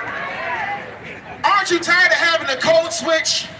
I don't code switch. I don't code switch. We don't code switch. Ain't you tired of having to go to a job that does not respect you? Do you know that on Monday morning between 6 o'clock and 9, the majority of the heart attacks in this country happen? I don't do that. Because you're going to a job that is taking your skills, your talents, your natural resources, and making millions of dollars off of it. But you're telling me it is too hard for you to build a business. How? You built America. It don't get that much harder.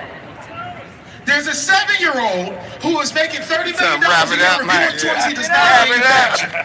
There is no excuse. There is somebody that is willing to pay for what it is that you have, but you take it for granted. We must create our own opportunities so that we can back when this nigga gone. I don't feel him at all. I'm going home. I'm gonna come back when he gone. When Riss will come out, man. As an entrepreneur, I help black people scale their businesses to 6 or 7 figures. That's what I was called to do. I left the entertainment industry and I went to work for my people. It is not easy. I don't give a damn what these YouTube, what is that thing called? YouTube memberships. I don't care what they say. It is not easy to start growing business. But it's worth it. It is worth it. Dr. Claude Anderson says you should be ashamed of yourself. If your child has to go outside of your neighborhood. What's up, man? What's up, man? Hey, you knew I was gonna be out here. You knew I was gonna be out here. Yeah, man. He losing me though. Talk about some. He don't think we got insurance for our kids. What is he talking about? Brother, we all got insurance for our kids. Life insurance, all of that. He's I'm just listening, man. Yeah, when RZA come out, I come up out the car. Torian, what's up, bro? They got my, hey, come on, y'all. Man, that's what y'all wanted to see. I knew all my viewers was waiting to see this. Torian Rain and me. I was wondering where the hell you were. I was right on. Oh, you was here the whole time? Yeah. You stayed with Jabari was with Tariq? When we first got here, Jabari was with Tariq and Dr. Short. As soon as we got here. So, what's going on? My man losing. Yeah, I was just talking to Afro. He said that Black African speaking after him and African speaking after him. So that's about it. I'm gonna sit down. I'll wait for that album.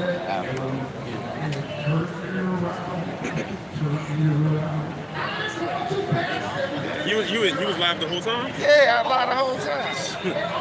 I was live. I was live when Tariq got up there and spoke, and then when Vicky came on after him, I kept it going, and then I cut it.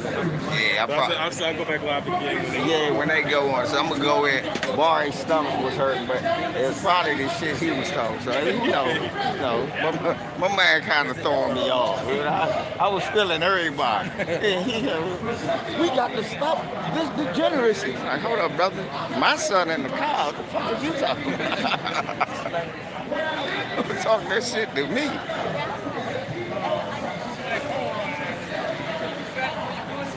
That's what y'all wanted to see. LVZ and Toya Rain.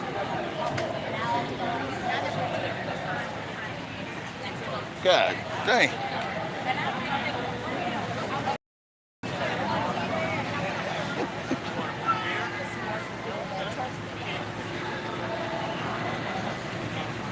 My aunt got the shirt that say good trouble, y'all.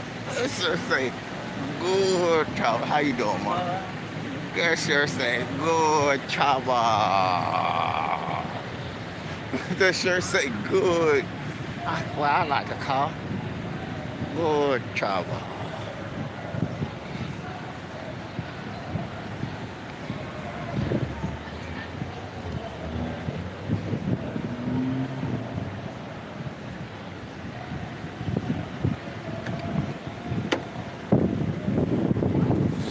Mr. Torian Rain was just there. This a nigga out there buck dancing up there right now, so you don't even want to see him. He's buck dancing, cutting the jig. Talking about I need to have life insurance for you when I die. You already know I have life insurance for you when I die, man. So what the fuck is he talking about? Then he talking about how fathers ain't there for their kids. I'm literally telling my son to go get in the car. It's hot. Then you talk about mothers who don't let them be with the kids. He not in our life. Yes, that's what I'm trying to say. There's none of that. I know, son, he's not in our life, but I hate when black men make that generalization. Like, none of us had fucking fathers. Like, just like they weren't in my life, but my damn dad, your grandfather raised me.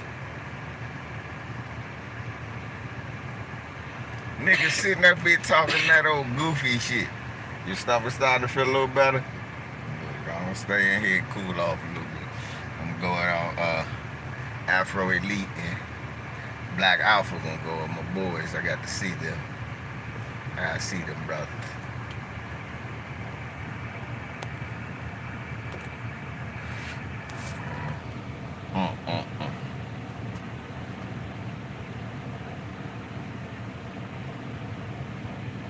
Hey, man.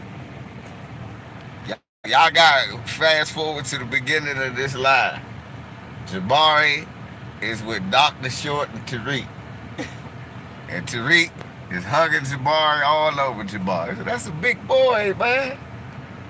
So now Jabari gonna go to school and pay attention and be smart, because that's what Uncle Tariq wants him to do. Yeah, dude is buck dancing, because dude sound like he's a Trump supporter. Next he gonna say, make America great again! He's on the stage?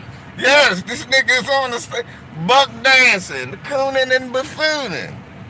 I know Tariq, like, I shouldn't have invited his ass. I know Tariq like that right there. Fight this coon ass nigga, man. This nigga just came out the crowd, got up, looked at it like this. Wrap that shit up. Wrap it up. Ain't nobody feeling you, niggas. Nigga, you was whack. That nigga has no skill. How you gonna follow Vicky Dillard with that? All them histrionics and shit Vicky be doing, you gonna follow him with this nigga. Right. How you gonna follow us with that nigga? You see that nigga sound like a federal instigator.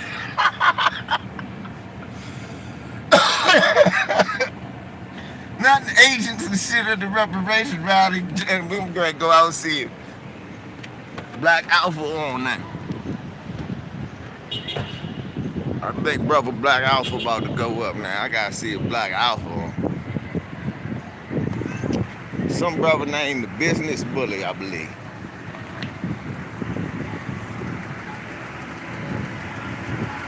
I wasn't feeling Champ at all. Champ was a waste of goddamn time, energy, effort, and money.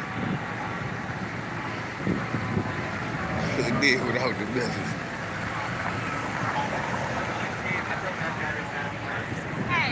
Oh, Black Alpha up there.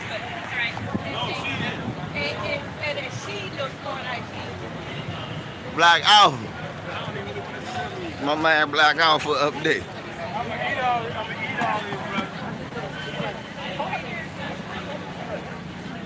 Oh, look, y'all.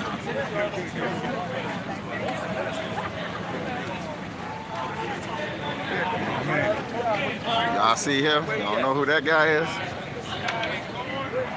I know all y'all know who that brother is.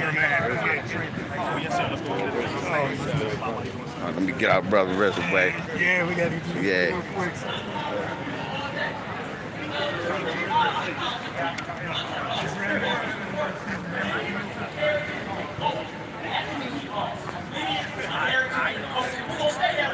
Ain't nothing ever going to change when you start dealing with us. See, I love the term foundation. It means the architect. It means the native. You know, you got folks running around here saying native. No, the hell they not. You got folks running around here saying they the first people. No, the hell they not. They got a nice little costume and a mask. But guess what? When we pull that off, who you see? You see foundational Black Americans who are the first, the originators. And they all know that. We don't let nobody come into our generation.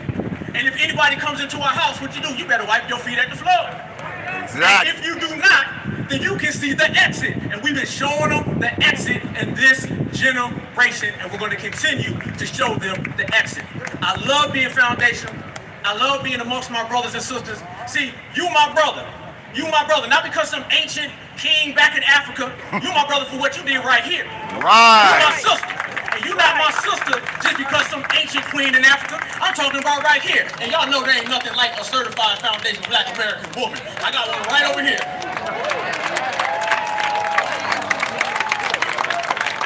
Who was it there in slavery that was healing everybody that was sick? It was a foundational Black American. Who was throwing blows at the race soldiers in the Civil Rights era and still didn't break their nails? Still didn't break their nails. It was a foundational Black American sister. And who had on them leather coats with them power tools and them afros blowed out with the Black Panther Party? That was some foundational Black American sister. So we all come from that. Then what that make every last one of us? Karen, sorry, you can't do that. Miss Hernandez, you can't do that. Mrs. Mutombo, you can't do that neither. Nope. What you can do, you can get in line, you can watch foundational Black Americans, and you can take notes. And if you do not want to do that, then you can always immigrate back home. The fences are still there. All day. All day. We're here to talk. I wore these dog tags because my dad was in the military. All right? And when we start talking about the military, we don't wave that flag for George Washington, Ronald Reagan, Thomas Jefferson. We wave that flag for the Buffalo Soldiers, the Harlem Hellfighters, Black Panther Party for self-defense, Huey Newton, Bobby Seale, Fred Hampton, Kathleen Cleveland. That's what we wave that flag for. And everybody has to understand that. They know what time it is. This is our house. This is our house. And we've been putting in work, and we've been doing some paperwork checking. And the paperwork checking that we've been doing been coming back kind of dirty on some of these people. So when I say that we're going to pull some paperwork back, that means that if your hairline is 4 feet backwards, then you're not FBA. If you look like RoboCop without the mask, it's 4 extra feet wide. You are not FBA. Right. Then you're not FBA. Okay. If you came here last night on a bus, a boat, or a plane, you're not FBA. And if your family was at the immigration office saying, I pledge allegiance to the flag, then you're not FBA. You got windshield We will wipers get our on your reparations. eyebrows. They're going to pull out a pen and they're going to write American free because, like I said, everything that's great about this country is because of us. And we're the ones keeping it alive right now. I see so many beautiful foundational black Americans. Y'all know they say black is beautiful and always black, right? You know that James Brown said, say it loud, I'm black and I'm proud. He didn't say whisper. He didn't say, me speaking no black, me no English. Nah. He said that black is beautiful and say it loud, I'm black and I'm proud. Amen. And we've been the only ones holding down blackness. If you do not believe me, let me ask y'all this question. Where would any melanated black person be on the planet Earth if there was none of us? I'm gonna give you the answer. Just go to where they are and see they over there getting whooped by bamboo sticks. You may take over Southside Africa. I bet you won't take over Southside Chicago. I bet you won't take over East St. Louis, Kansas City, Savannah, Montgomery, Alabama. Y'all know in Alabama they got them folding chairs. They straight in. Why you think Southeast the last to be fired? At the floor. And I tell you, we pulling out all of the paperwork. The next thing I want to talk about is this election season, okay? This election season is coming up. You're going to have a whole lot of people talking about vote red, vote blue, vote Democrat, vote Republican. Let me tell you what we're going to do. We're going to vote couch. We're going to vote sofa. We're going to vote recliner. Love seat. Rocking chair, folding chair, and we're going to continue to vote couch until they get the point. We said no reparations, no vote. We didn't say half a vote. We didn't say 33 and a third, 15th and a half. We said no vote. Futon 2024. To do it because we are certified black society, certified foundational black Americans. They ain't gotta like it, they ain't gotta love it, but they gotta respect it because they damn sure can't check. Trust me. FBA all day. I'm going for that second. What I want to tell you, y'all stay on code. You stay putting out this real energy that you have right now. Because this is the energy to change the world. Look what we changed already, fam. We went from the yes we can era. Y'all remember that? Y'all remember Barack Obama? Y'all remember that? That was about rainbows, Skittles, and hope and change. We're about dollars and cents. So if you ain't talking money, then you ain't talking FBA. And we out here putting in work. Brothers and sisters all across the country are putting in work. And it doesn't matter how old you are, okay? It does not matter how old you are. I seen a grandma on the West Coast. Grandma hopped on the bus for 3 hours just to go to a reparations task force and speak for 2 minutes. And when she got there, Grandma wasn't praying. I wasn't no church. Grandma wasn't begging neither. Grandma stood up, stood on business, and demanded cash payments. That means Grandma out here putting in work. I see some young brothers in the state of Virginia. Somebody asked them, where you from? They said, we from right here in America. We ain't from Africa. Hell no. And then I seen a young sister in the great state of Florida. She had to write an essay for her school. And with the essay, the teacher asked her, are you gonna make it about Black Lives Matter? Young sister said, no. Then they said, okay, you gonna make it about all lives matter? Again, young sister said, no. Then the teacher got mad. Y'all know they got them Karens in the school trying to teach our kids. That's why we doing homeschool now, okay? Then the young sister stood up and said, I'm writing my essay about reparations for foundational black Americans in the form of cash payments. M-O-N-E-Y. We put in work. Exceptional. So all these people running around here talking about 50-50 this, co-created this. Here's my question. If you co-created something, then where's the Latino version of Tupac Shakur? Hello. They ain't got none. Where's the Latino version of DMX?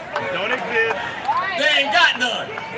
Where's the African or Caribbean version of Whitney Houston. These people ain't got no Muhammad Ali, they ain't got no Harriet Tubman, they ain't got no Dr. Francis Cress Welsing, they ain't got no Dr. Claude Anderson, and if you ain't got that, then you ain't us. Case closed. We're gonna stand on that. All day, every day. So this is what we doing. We letting the whole world know who we are. Now they talking about reparations for these people, reparations for them people. They ain't gonna get it. But I want to tell the family, in closing, I want to say this to everybody. I was the first black activist on the scene in Jacksonville, Florida, during the hate crime last August, okay? It was a regular day, y'all, and I swear to God, it changed my life. I was always passionate. I was always serious. Clearly, I always had a lot of energy. But that changed my life and took it to another level. I was enjoying my day, and I got a phone call about 15 minutes up the road from me. Some brothers and sisters were slaughtered by a white supremacist coward race soldier. I was there in 20 minutes, and I remember the faces. I remember the yellow tape. I remember the stretcher bringing out the bodies. I seen it. But let me tell you what I remember the most.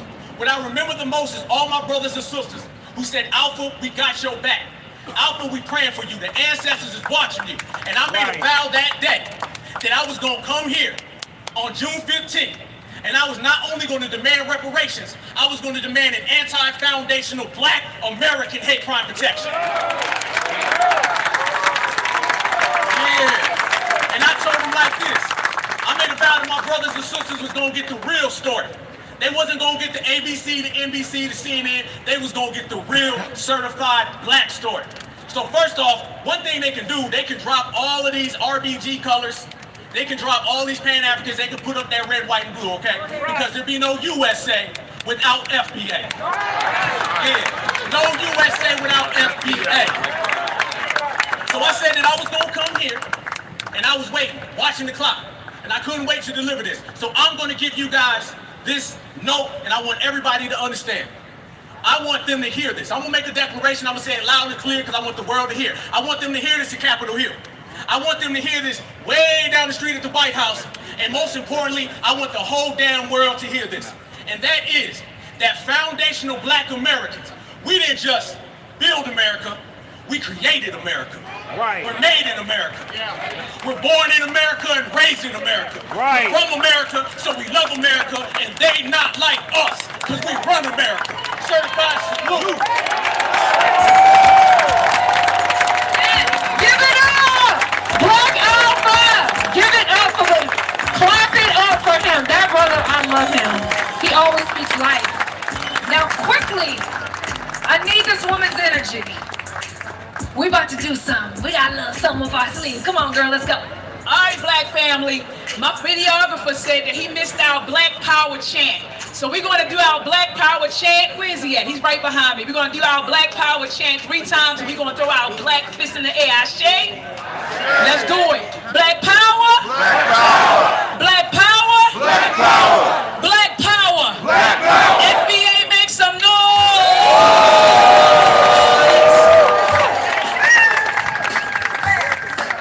I love her energy. Clap it up. Clap it up. Okay.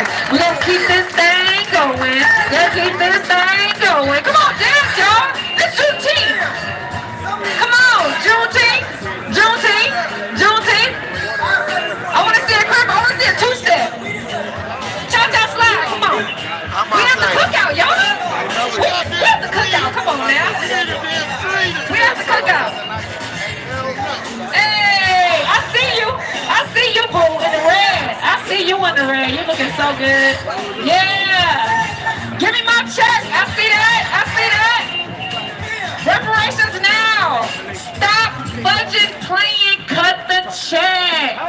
Okay. I love it. I love it. Oh, let me see your sign. Let me see your sign. Don't back down. Double down, baby. I love it. Let me see your sign. Say no to statehood. Okay. Let me see your sign. Let me see your sign. Yes. No tangibles. No vote. No tangibles. No. No tangibles. No. That's what I'm talking about. We ain't doing nothing. We not moving. We not doing nothing. Okay. Oh, let's see. Let's see. Oh, cut the check, baby girl. She's so clap it up for Miss Little Cutie right there with the cut the check sign. Look, that's what I'm talking about. Teach them early. Teach them early. That's what I'm talking about. Kudos to you, sir. Okay, we gonna keep this going? Now, I'm about to bring up one of my people. This guy is a political influencer, journalist, Afro-elite. activist, Chicago's finest Afro-elite! Woo! Clap it up, clap it up!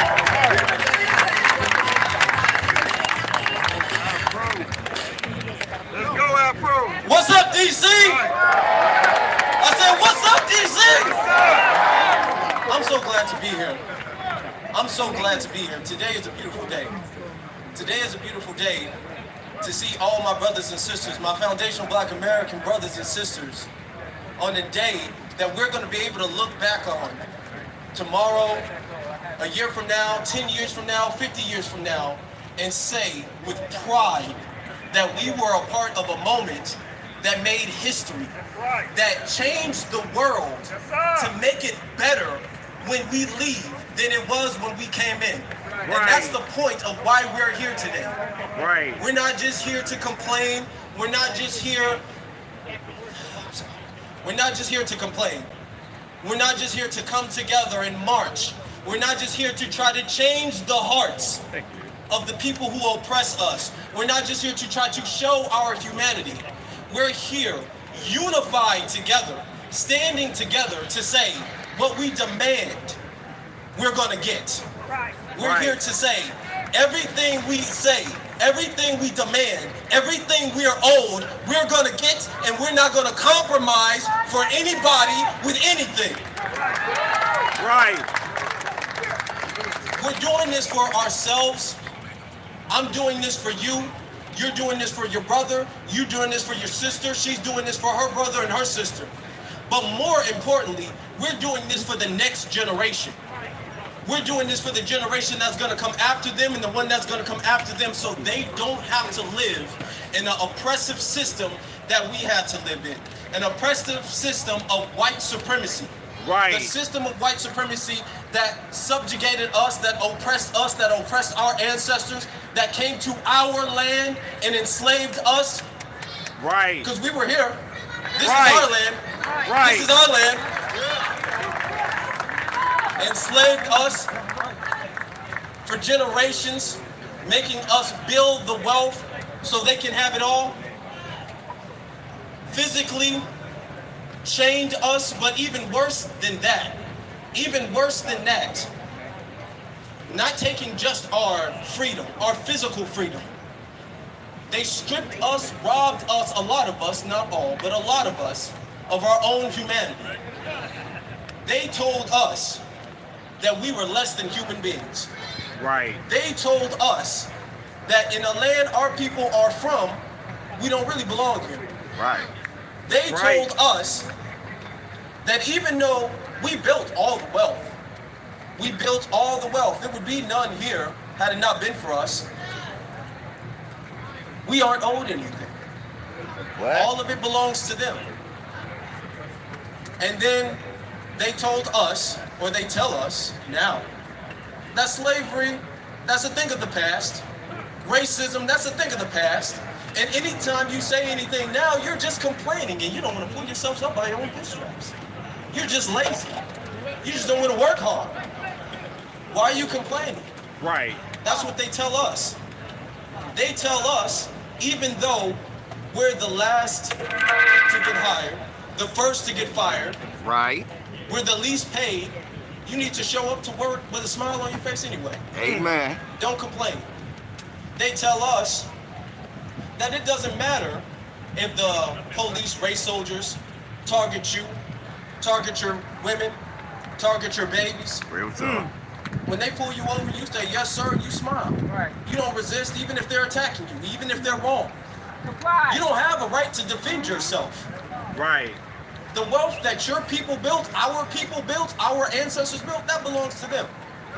They tell you that simple human rights, the right to live as a human being in the land that your people are from, that's a privilege that you should be thankful for.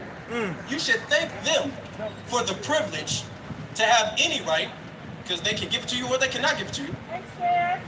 And any right they give you, you should be thankful for them.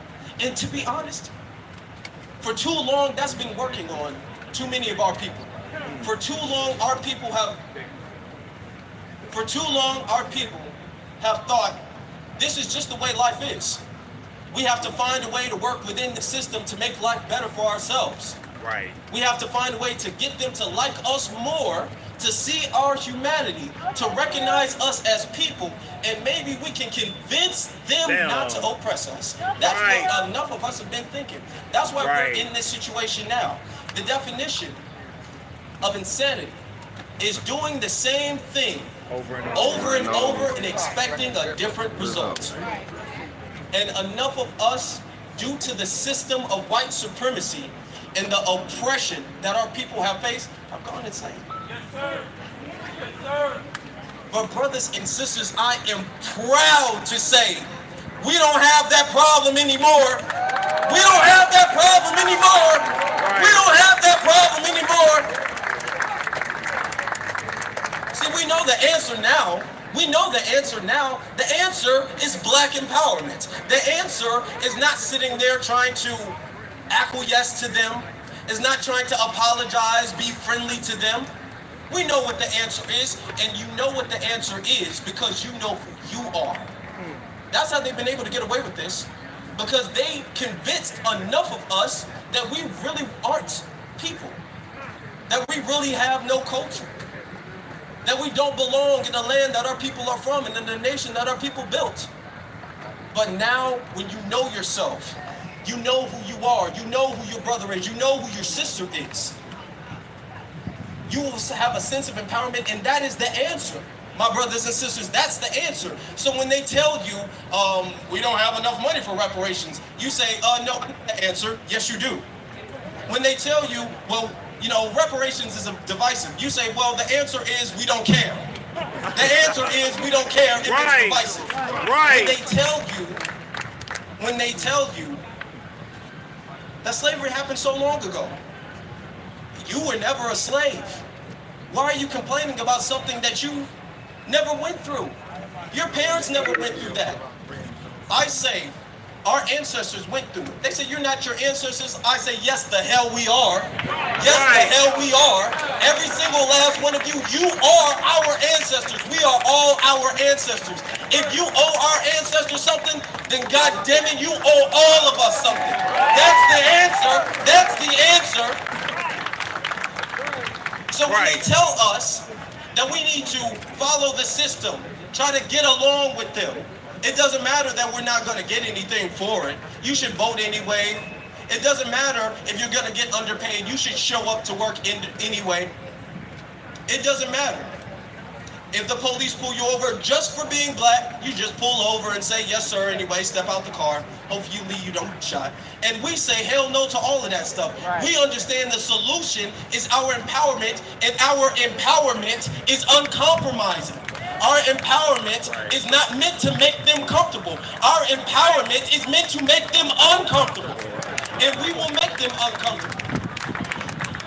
Because the only way they can suppress a people is by not doing it physically, but doing it mentally, doing it emotionally, doing it psychologically. That's how they've been able to win for all these years. Amen.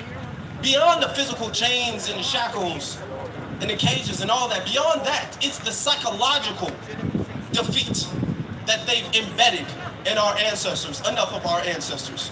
Shout out to the ones who never fell for it. Shout out to the Harriet Tubmans. Shout out to the Nat Turners. Shout out to the John Horses. Shout out to them brothers and sisters. I could be here all day naming names. I could be here all day naming names. This is the moment that we're going to look back on and say we're next to brothers and sisters, and tomorrow is going to be better than today, because each and every single one of us is going to put our empowerment in front of every single decision that we make, in front of everything we think about. So we know for a fact that their school systems don't empower our children. We know that. So what do? We build our own schools. We know that their jobs fire us first. We know that their jobs pay us less. So what do? We build our own jobs. We know that their societies don't want us in there. Their families don't want us in their neighborhoods, so what do? We build our own neighborhoods. We build our own neighborhoods. Now, some people say, well, what if they come in and take it? They've done it before. They have done it before. They have done it before. We weren't ready before, but we are now. We are now. Right. We are now. When they come in and they take it. We are in the system of white supremacy. And it is important that every single last one of us understand that if this system continues to exist, if we here today, all of us here today, if we don't do everything in our power to end this system, it will destroy the world. This system will destroy the world, but we won't let it. I want to say every single last one of you all, I'm proud.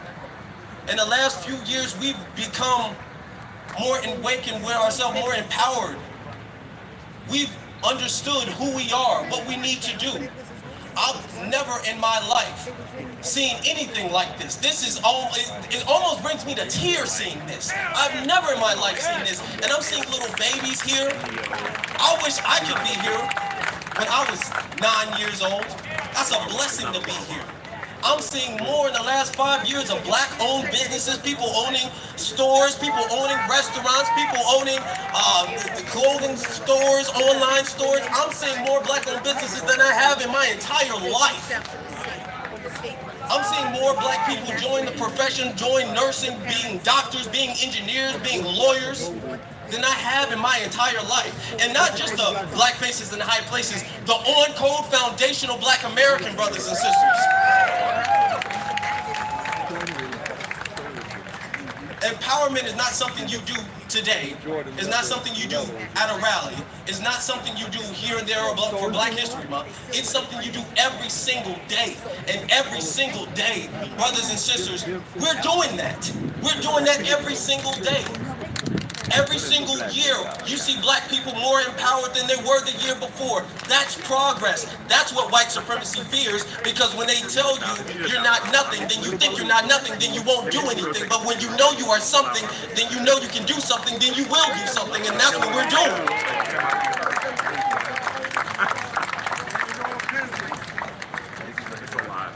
I want to thank you all for this. I want to thank you all for this. And I want to thank you guys, not just for me, but I want to thank you for the next generation. You all need to be praised for what you're doing for the next generation, and the generation after that, and the generation after that, okay? By being uncompromising about your blackness, about your foundational black American, about your foundational black Americanness. Being uncompromising about that. That's what makes the world a better place. My brothers and sisters, it is our responsibility to do so. It is our responsibility to do so. So leaving here, this needs to be a moment that makes tomorrow better and that will make the next day better. Everything you do needs to be about black empowerment. Every single business decision you do with another brother and sister. When you go to a black-owned business, that needs to be about black empowerment. When you say, I want to buy some clothes, but I want my clothes to be about black empowerment. I'm going to buy a t-shirt from a black-owned business. I'm going to go get my nails done from a black-owned business. I'm going to get my hair cut from a black-owned business. If I need to go to the doctor, I'm going to look for a foundational black American doctor to do this. I'm going to look for a foundational black American plumber to fix my sink. Everything is foundational black American, because that is what empowers us. Right. That's my dad, so I don't need We the can't plumber. do it by ourselves. Can't get done. We can do it together, though. Right. We can do it together, though. Right. We can do it together, though. Right. The system of white supremacy will end. Right. It's not an if. It's not a hope. It's a fact. It will end. Because I believe in every single last one of you all. I believe that you guys will not compromise. I believe that you all will not stop. I believe that you guys will strive to be better people tomorrow than you were the next day, and strive to be better and better every day, not only for yourself, but for your brother and for your sister and for your kids and for their kids and for your nieces and for your aunties, for your uncles, for your grandparents. for the next generation, people you will never meet. You're working to make the world a better place for people you will never meet. And that is the most beautiful things a person can do. To make the world better, so when they leave, they know my actions change the world for the better. This is what we do as foundational Black Americans. We've always changed the world for the better. Who knows what the world would be? Who knows what the world would be without us? Right, right. Brothers and sisters, today is a moment in history. Look around, see all your brothers and sisters who are standing shoulder to shoulder, united with you guys for one cause, to dismantle the system of white supremacy and replace it with a system of justice. Right. We have Foundation Black American rallies.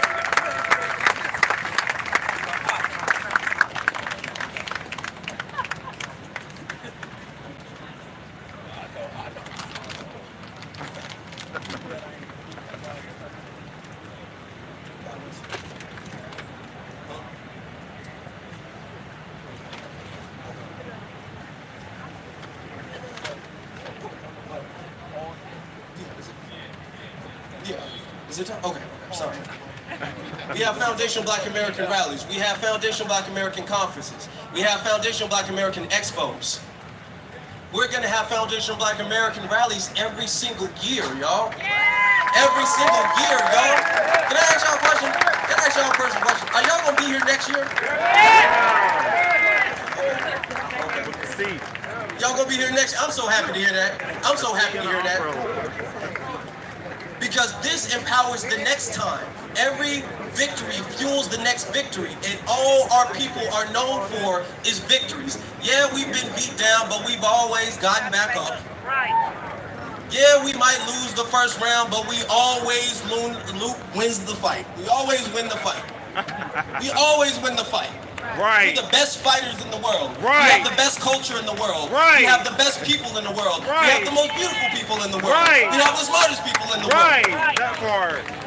We have the best culture because we are the culture, brothers and sisters. Right. We are the culture, brothers and sisters.